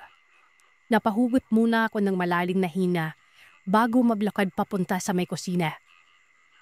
Nang makuha ko nala ang itak ni Lolo, ay halos liparin ko na ang kusina sa bilis ng pagtakbo ko. Makabalik lamang ako sa sala kung saan meroroon ang mga kasama ko sa loob ng bahay. Dagdag may inabot ko ay Lolo ang itak. Pagtakuha niya ay inabot niya naman sa akin ang buntot ng pagi at sinabihan akong sumunod sa kanya. Hindi pa man ako makasaglat. At dahil takot na takot ay wala na akong nagawa pa kundi ang sumunod kay Lolo. Walang pagdadalawang isip na lumabas ng bahay ang abuelo ko. Kaya naman sumunod na lamang ako sa kanya at agaran pinumo namin ang gilid ng bahay kung saan naroroon ang mga nakakulong na manok. Lun papalapik na kami. Manlaki ang mga mata ko. Nalharapan ko nakita ang napakalaking pusat, hindi pangkaraniwan nun. Dalit na dalit namang sinugod ni Lolo ang milalang at walang habas na pinaghahambalos at pinagtapaganon. Sinabalin niya pa ng mura. Pero sadyang napakabilis na nilalang mayan. Dahil bago pamalipo mataga ni Lolo, ay mabilis na kumaripas ipo ng takbo. Nagsisisigaw naman ako at hunihingi ng tulong sa mga kapitbahay. Kahit na halos magtanda pa osta o sa kakasigaw at magganda sa midsalig na ay hindi ko yung pinansin. Ang mahalaga sa akin ay marinig ako ng mga kapitbahay at matulungan miratali. Patuloy pa rin sa paghataw ng itak ang aking abuelo. Tiningkaya't mabilis na akong lumapit sa kanya. At hinataw po rin ang buntot ng pagi ang nakakapanilabot na mirela. Sa hindi sinasadya, may latapakan na nakauslin ba to? At yun lang nadim dahilan kaya nawalan ako ng balanse at suwalampak sa lupa. Marahil ay nakahuwa ng pagkakataon ng miralala. Kaya naman mabilis niya akong binambahan. Pero bago pa man ako matamaan ay hinataw na ni Lolo ang itak na bikbik niya sa nilalang layon. Muli ay mabilis namang nakailag ang aswala. Umatungal lamang ito. Noon akmal dadambayin na naman sana ako ng nakakakilabot na nilalang layon. Narinig ko ang boses ni Mon Caravito. Nang nilinguling ko yon. Nakapasok na sa bakuran namin si Mon Caravito. Sumisigaw ito't may binibigkas na rin kwaing hindi ko maintindihan. Kitang-ipan ng aking mga matal, marahan umaangin ang miralam na iwan. Hindi inaalis ang pagkakatipid kay Mang Carlito. Para bang takot na takot ito.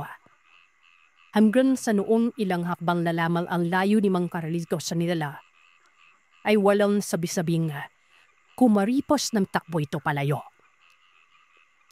Sige, subukan mong bumalik ko rito at makikita mong hinahanap mong animal pa. Sigaw ni Mang Carlito bago pa man maalayo ang nilalanga. Nang mawala na ito sa paningin namin ay nakarinig na lamang kami ng huni ng wakwak. Matapos yun ay nilapitan ako ni Lolo Iyong. Nag-aalalang tinanong niya ako kung ayos lamang ba ako. Tumango naman ako at sinabi sa kanyang ayos lang. Halika na, pumasok na tayo sa loob ng bahay.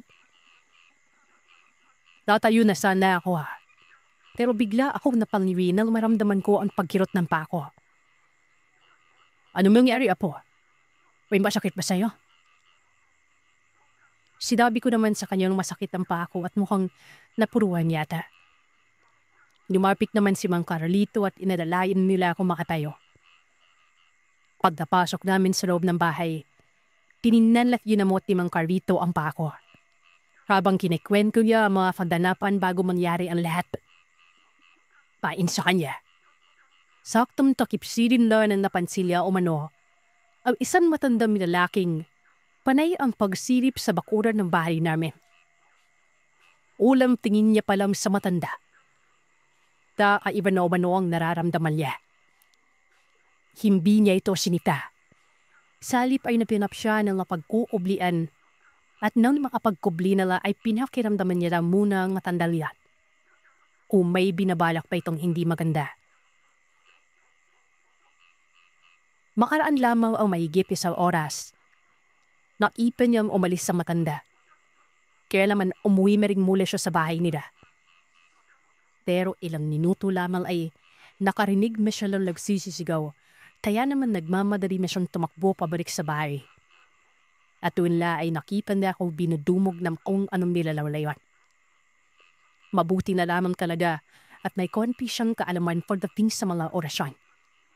Kaya naganik nilang kanina at napigilan ang ginalaw na dambahan ako't natakot. Inabot ni Lolo ang lanis na binigay ng matanda. Pining na rito ni Mang Carlito. Ibinalot sa ipin na perla. Iliribing niyo man na yon sa malayo para hindi na kami muling babalikan pa na laswara. Pinayuan niya rin kaming sa susunod ay huwag basta-bastang tumanggap ng mga bagay sa ibang tawa. Lalong-lalo na kung hindi naman tilala.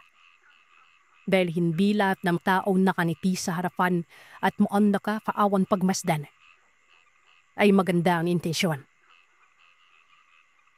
Alam niyo, sa pamamagitan ng ganista ito, namarkahan na kayo ng aswa. Lahat ng makahaw ng lanis na yan, namarkahan na. Kaya pala binabalik-balikan na kayo man. Dadbad pa ni Mang Carlito. Pasalamat si Lolo Iyong sa kanya. At nagwikang kung hindi ito dumaping ay baka kung ano na ang nangyari sa amin. Wala pong problema. Wala kayo mag-alala dahil hindi na kayo babalikan pa ng aswang. Hayaan niyo at bukas na bukas, papupuntahin ko dito ang ama o manggagramat. Pupuntahin ko siya sa kanapig baryo at sasabihin ko sa kanya mabladesyo ng mga pangwanta sa aswang sa bawat divid ng bauran niyo. Dahil sa ganun, wala nang mga alusot pa dito. Anya, bago magpaalam. Matapos na ang pangyayaring yon, ay hindi na kami muling ginambaya pa ng milalaura. Hindi na rin inaatake ng hika ang lola ko. At wala na aming nabalikaan pala. May kung anong umaabdid sa baryo namin. Laking Maynila si Roning. Simula pagkabata ay inanagaan na siya ng kanyang piyahing na padamingira. Bihinira lamang siyang makauwi sa probinsya nila, Bita sa Surigao. Pabibilang lamang sa mga daliri niya. Isang araw, nakatanggap siya ng tawag mula sa mga pamilya niya sa Surigao. Pinauwi siya noon dahil gusto umano siya makita ng lola niyong noon ay nagagaw buhay na. Yun naman ang huling-hiling na matanda kaya naman hindi siya makatanggi. Desa pa, bading malapit din siya rito gawa ng sa ting uuwi siya sa probinsya. ay nilulutuan siya nito ng iba't ibang kakainin at mga paborito niyang ulam. Delivery siya nag-leave sa kanyang trabaho para lang makauwi.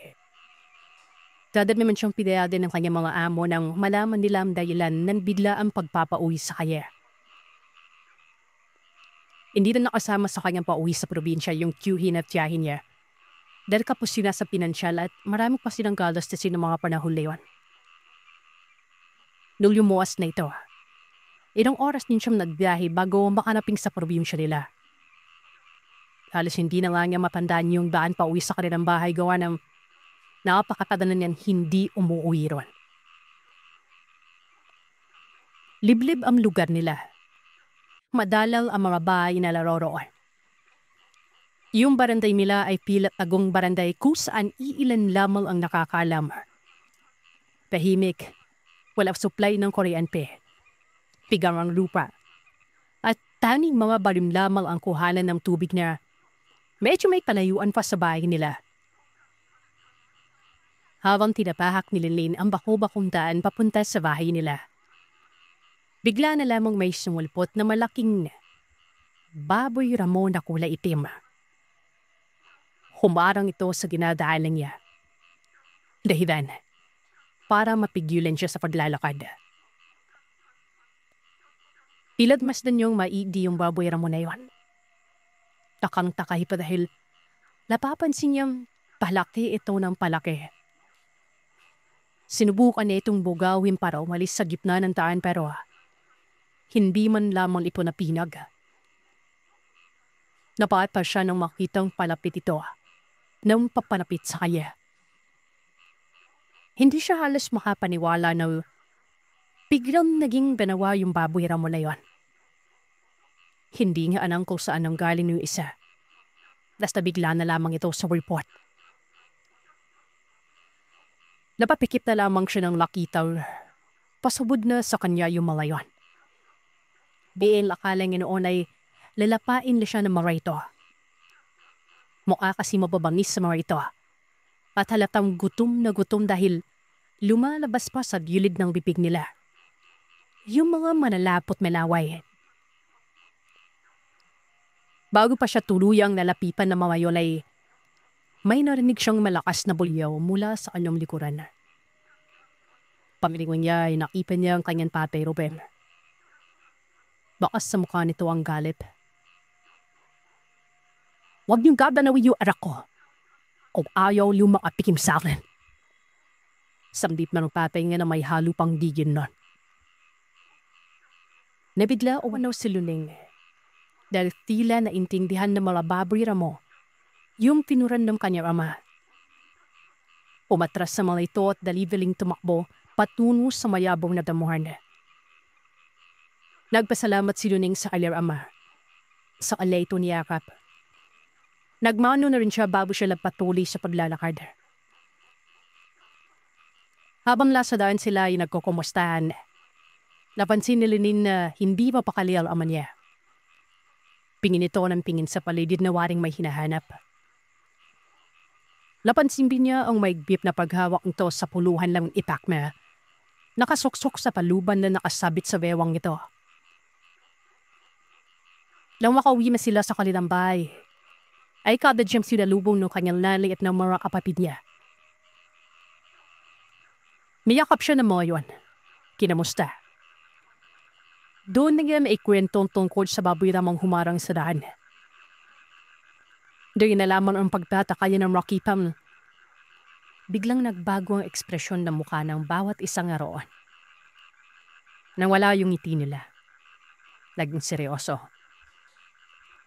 Nawirduan pa siya sa kinilos ng mga yon dahil hindi sila magkamayo sa paghahanap ng mga bagay na matutulis at matatalim. Ilan na rito ang buho na may patulis sa dulo. Yung isa sa mga kapatid niyang lalaki ay nagsukbit pa ng tansong punyal sa bulsa nito, sa likuran ng kanyang salawal. Samantalang yung nanay naman niya ay naglabas ng maraming pinatuyong buntot na pagi. Habang yung bunso naman niyang kapatid na babae ay nagsindi ng dapog sa gilid ng kanilang bahay. Takang-taka siya. Hindi niya alam kung para saan yung inihahandang gamit ng kanyang pamilya. Hindi na raw muna siya nagtanong nun. Naisip niya na pumunta na lamang sa silid ng kanyang lola para makita ito. Pagbukas niya sa pintuan ng kwarto, ay bumungad sa kanyang isang matandang payat na halatang hinang-hina. Naiyak na lamang siya noon nang makita ang kanyang lola na halos hindi na makagalaw dahil sa katandaan. Kitang-kita niya rito ang pangangapos at paghabol nito sa hininga. "Apo, ikaw na ba yan? Salamat at dumating ka na. May inay, pwede na ako magpahinga." Mahinang sabi ng kanyang lola. Niyakap niya ang matanda at sinabihang magpalakas. Pero unti-unti na itong nalagutan pa ng hininga habang nakadantay ito sa balikat niya. Napasigaw na lamang siya at napahagulkol. Dahil doon ay nagsipuntahan na yung kanyang pamilya sa loob ng kwarto. Maging sila ay naiyak dahil sa pagkawala ng matandang yon. Habang nakapalibot sila sa bangkay, bigla na lamang nag-iba yung amoy ng hangin. Laging masangsang yon. At umalingasaw ang napakabahong amoy na nanggagaling sa labas ng bahay. Sunod-sunod na rin yung mga kaluskos na naririnig nila. Maya-maya ay meron na rin kumakalmot sa dingding, kung saan lumilika ito ng nakakangilong tunog. Lumabas sa bahay ang tatay ni Luning, dala ang buntot ng pagi at yung itak na palaging nakasabit sa bewang niya. Sunod na rin lumabas yung mga kapatid niya, pati ang nanay. Bali siya lang ang mag-isang naiwan sa tabi ng yumao niyang lola. Dala ng kuryosidad, sumilip siya sa siwang ang bintana noon. Ganun na lang ang takot niya nang makita ang mga nilalang na bagong-bago sa kanyang paningin. Malalaki, mahaba ang mga kamay at binti. Nanlilisik yung mga mata at may mga malalaking bunganga na puno ng matutulis ng ngipin. Napatakip na lamang siya sa kanyang bibig habang pinapanood kung paano makipagbuno ang kanyang pamilya sa mga nilalang na yon. Ilang beses siyang muntikang mapasigaw sa tuwing may susulpot na nilalang na susugod sa kanyang tatay Ruben. Magkahalong pagkamangha at takot ang naramdaman niya ng mga sandaling yon. Takot dahil sa mga kakaibang nilalang na sumusugod sa kanila, at pagkamangha naman dahil sa nakikita niyang husay sa pakikipaglaban ng kanyang buong pamilya. Makalipas ang mahigit kalahating oras na pakikipaglaban, unti-unti nang tumahimik ang paligid. Isa-isa na rin nagsipasukan sa loob ng bahay ang mga kapatid niya. Doon pa lang siya nagkaroon ng pagkakataon na tanungin ng mga yon tungkol sa mga nilalang na nais manakit sa kanila. Ayon sa mga kapatid niya, mga aswang umano ang mga nilalang na yon.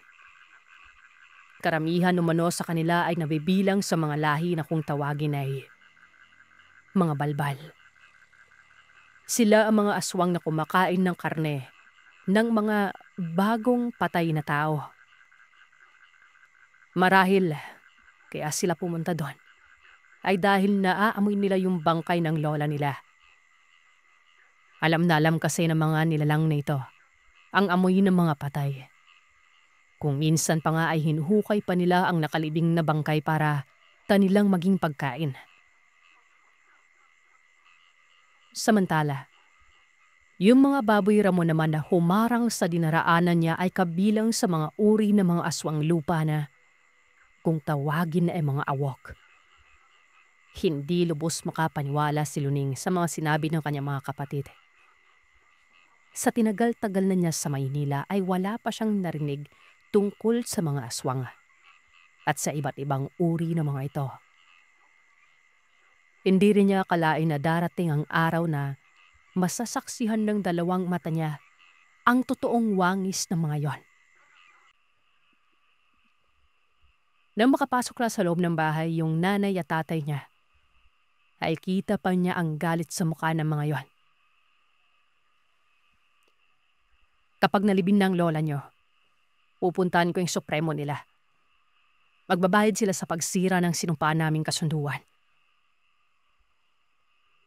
Ang gagalaiting sambit ng kanyang tatay Ruben noon. Hindi niya maunawaan kung ano ang tinutukoy nitong kasunduan.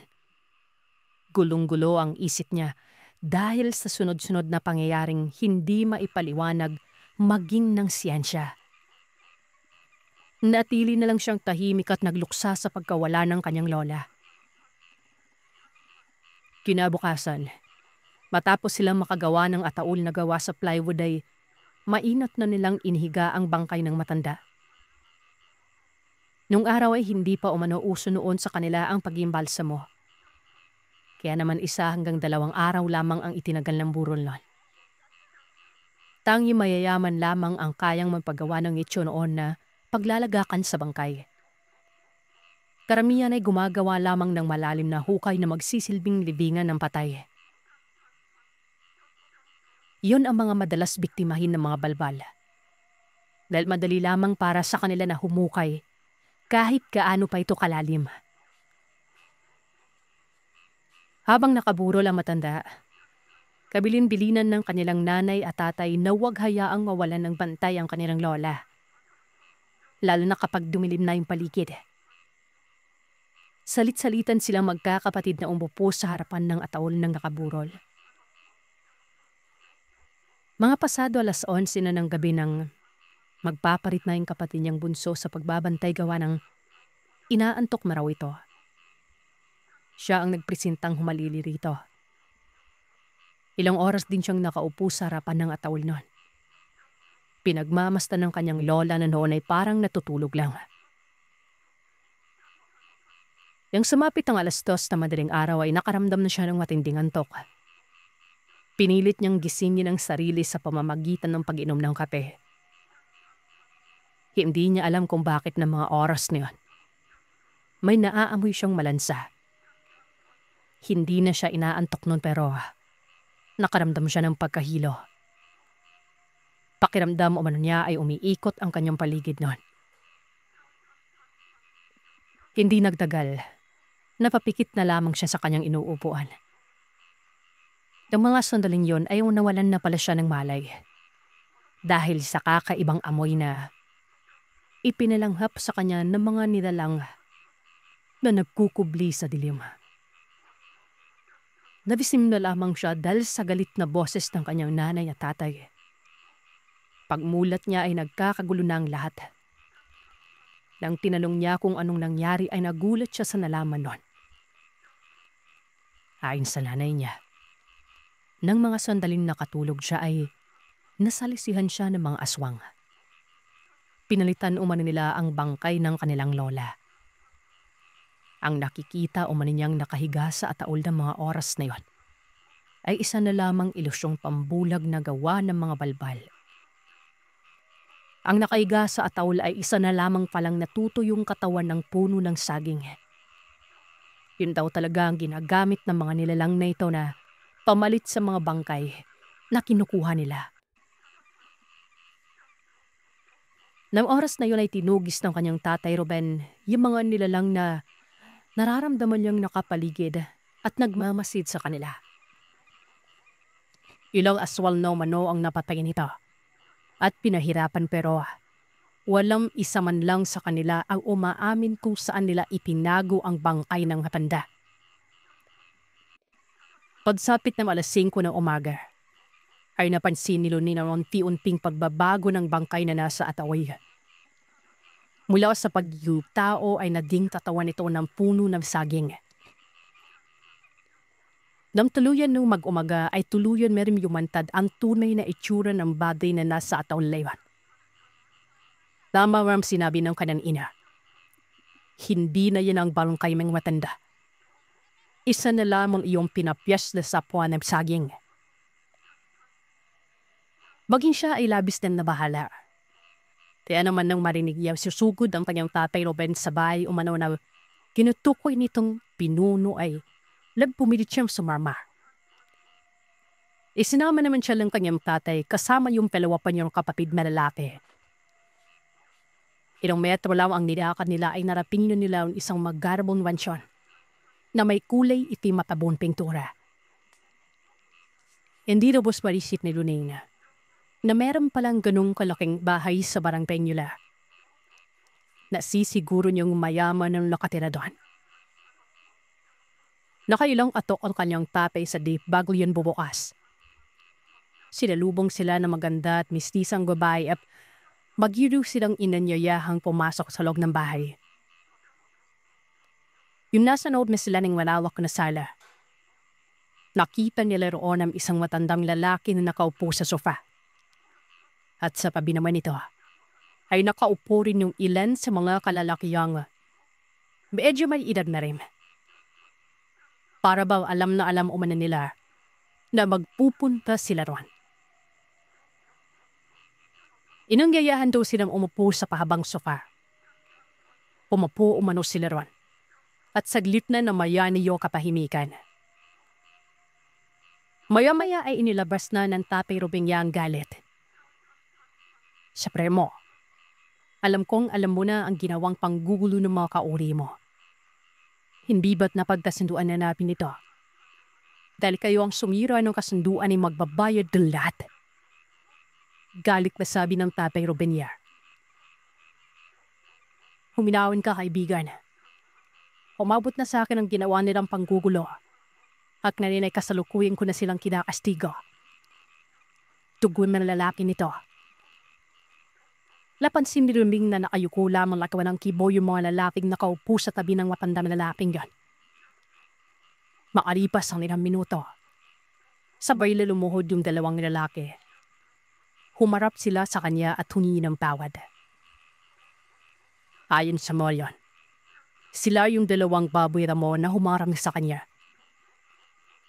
Gulat na bulat noon si Luneng dahil hindi na lubos sa kalain na ang mga awok na isumanggab sa kanya ay nagaan yung tao rin. Marunong matakot at humingi ng tawad. Sila bilang kanilang Tatay Ruben na mapapatawad kanya ang mga yon sa pagsira ng kasunduan. Kaya ibabalik nila ng maayos yung barangay na kinuha ng gabing yon. Nagulat sila. Sabi nila, wala raw isa man sa kanila ang kumuha sa bangkay ng matanda. Inamin naman ng Supremo na ilan sa mga anadod niya ang sumugod sa kanila ng gabi niyon pero hindi para kuhanin ng tatay, kundi para kunin at kainin si Lilinda. Inakanan nilang dayo lamang sa lugar. Gawa ng hindi nila ito palabing nakikiparon. Nang manaman naman na nila ang anak ni Ruben si Runeng ay hubinto na sila sa pagtugis. Napamura na raw noon yung palanay na kapatid ni Luneng. Iisa lamang umano ang iniisip ni Leron. Kung sino ba talaga ang nagnakaw ng bangkay na milawanan nila. Doon na pumasok sa isip nila ang isa pang ang-an ng mga aswang na may sapat na kakayahang gumawa ng mga babay na yun. Yun ay walang iba kundi ang pinsan mismo ng Supremo. Na tulad dito'y may mataas ting uri. Sa kanya sumusunod ang ilan sa mga aswang sa lugar. Dali-dali nilang pinungo ang bahay ng pinsan ni Supremo noon. Malaki rin yan at magarbo ang dating pero sadyang nakakatakot daw ng maasagip na umano ng masupal na kakahuyan yun. Saan wala na talagang iba pang mga bahay. Nung nasa tapat na sila ng bahay na yan, napansin ni Rolin na parang humihina yung lupa. May kung anong gumaganaw sa ibaba nun. Maya-maya ay nagkaroon ng bitaking lupa at lumabas mula roon ang isang dambu halang bayawak. Halos kasing laki na yun ang tawa. Malalaki rin at mahaba yung mga pali nito. Napasigaw si Luninda sa takot pero yung mga asama niya ay hindi man lamang napinab sa kinatatayuan. Mabilis na hinugot ng kanyang tatay ang itak na purong tansunan. At sa isang kisap mata, ay nagawa na ng padain yung payawa. Kitang-kita niya kung paano unti-unting naging abo yung bayawak na. Isabin palaw aswal na nagpalit lamang ng anyunan. Wala sa papat na sila ng pintuan ay biglang bumukas ang pinto. At lumabas mula roon ang isang matangkad at may edad na lalaki na nakasuot ng ulay iting na pelukbor. Mendilusik ang mga mata ito habang nakalabas yung dalawang makipuyis na palinan. Nagsaita ito at sinabing sawa na raw siya sa pakikipagsundo sa mga tao. Hindi na raw sila napapakot sa pamilya ni Tatay Ruben. Ibabalik namang maayos ang bangkay ng nanay ko o papatayin ko kayong lahat. Galit na sigaw ni Tatay Ruben. Isa-isa umanunod sila basan yung mga nilalang na kung tawagin na balbal. Sinubod sila Luning at ang mga kapapid nito. Gayun na law ang pagpataan ni Luning dahil lahat ng nagpatang kang yumapit sa kanya ay naludusaw at madiding abo. Naalala niya na bago pala sila umalis ay may kwintas na ipinasuot sa kanyang kananalay. Isa pala yung mutya na karadado ng malakas na orasyon na pangontra sa mga ganitong uri ng milalaw. May kanya-kanya ring panlaban ng mga kapatid niya kaya naman mabilis nilang napapatay yung mga aswang na sumusugod sa kanila. Umabalon. Kaya naman hindi ganoon kalakas ang mga nilalang na yun. Kahit pa medyo mabilim sa kakahuyan. Namakmang susuburi na nung pinsan ni Supremo si Tatay Ruben. Bigla na lamang itong napigilan. At maya-maya'y nanhina. Ang simang ang kasinduan na hindi dapat binabali. Napalingon silang lahat ng marinig ang boses ni Supremo. Hindi nila na malayan na sumunod para ito sa kanila. At ito mismo ang tumapos sa buhay ng kanyang pinsan sa palamagitan lamang ng isang pikpik ng daliri nito. Nang pasukin nila ang bahay nito ay nakita nilang nakaidra sa sahig ang balkay ng lola ni Luming. Tinuluman pa sila ng aladad ni Supremo para mabilis at maayos na maibalik ang bangkay kung saan ito nararapat. Matapos ang araw na yun ay nailibing nila ng maayos sa matanda. Ang mapayapang kasunduan sa pagitan ng mga aswal at mga tao na minirahan sa barangay na yun ay nagpatuloy at hindi na muli pang nasira. Nang makabalik na sa Maynila si Luning, ay palagi may nang ikinikwento ang naging karanasan niya sa kanilang probinsya. Ang kwentong ito ay nagpasaling-saling na sa bawat hersyon ng angkan namin. Hanggang umabot na rito sa aming henerasyon. At iyan ang kwento ng aswang para sa araw na ito. Salamat sa inyong pakikinig. Huwag kalimutang mag-iwan ng komento at sabihin sa akin kung ano ang inyong naisip. Hanggang sa susunod na kwento, matulog kayong mahimbing. Kung kaya ninyo,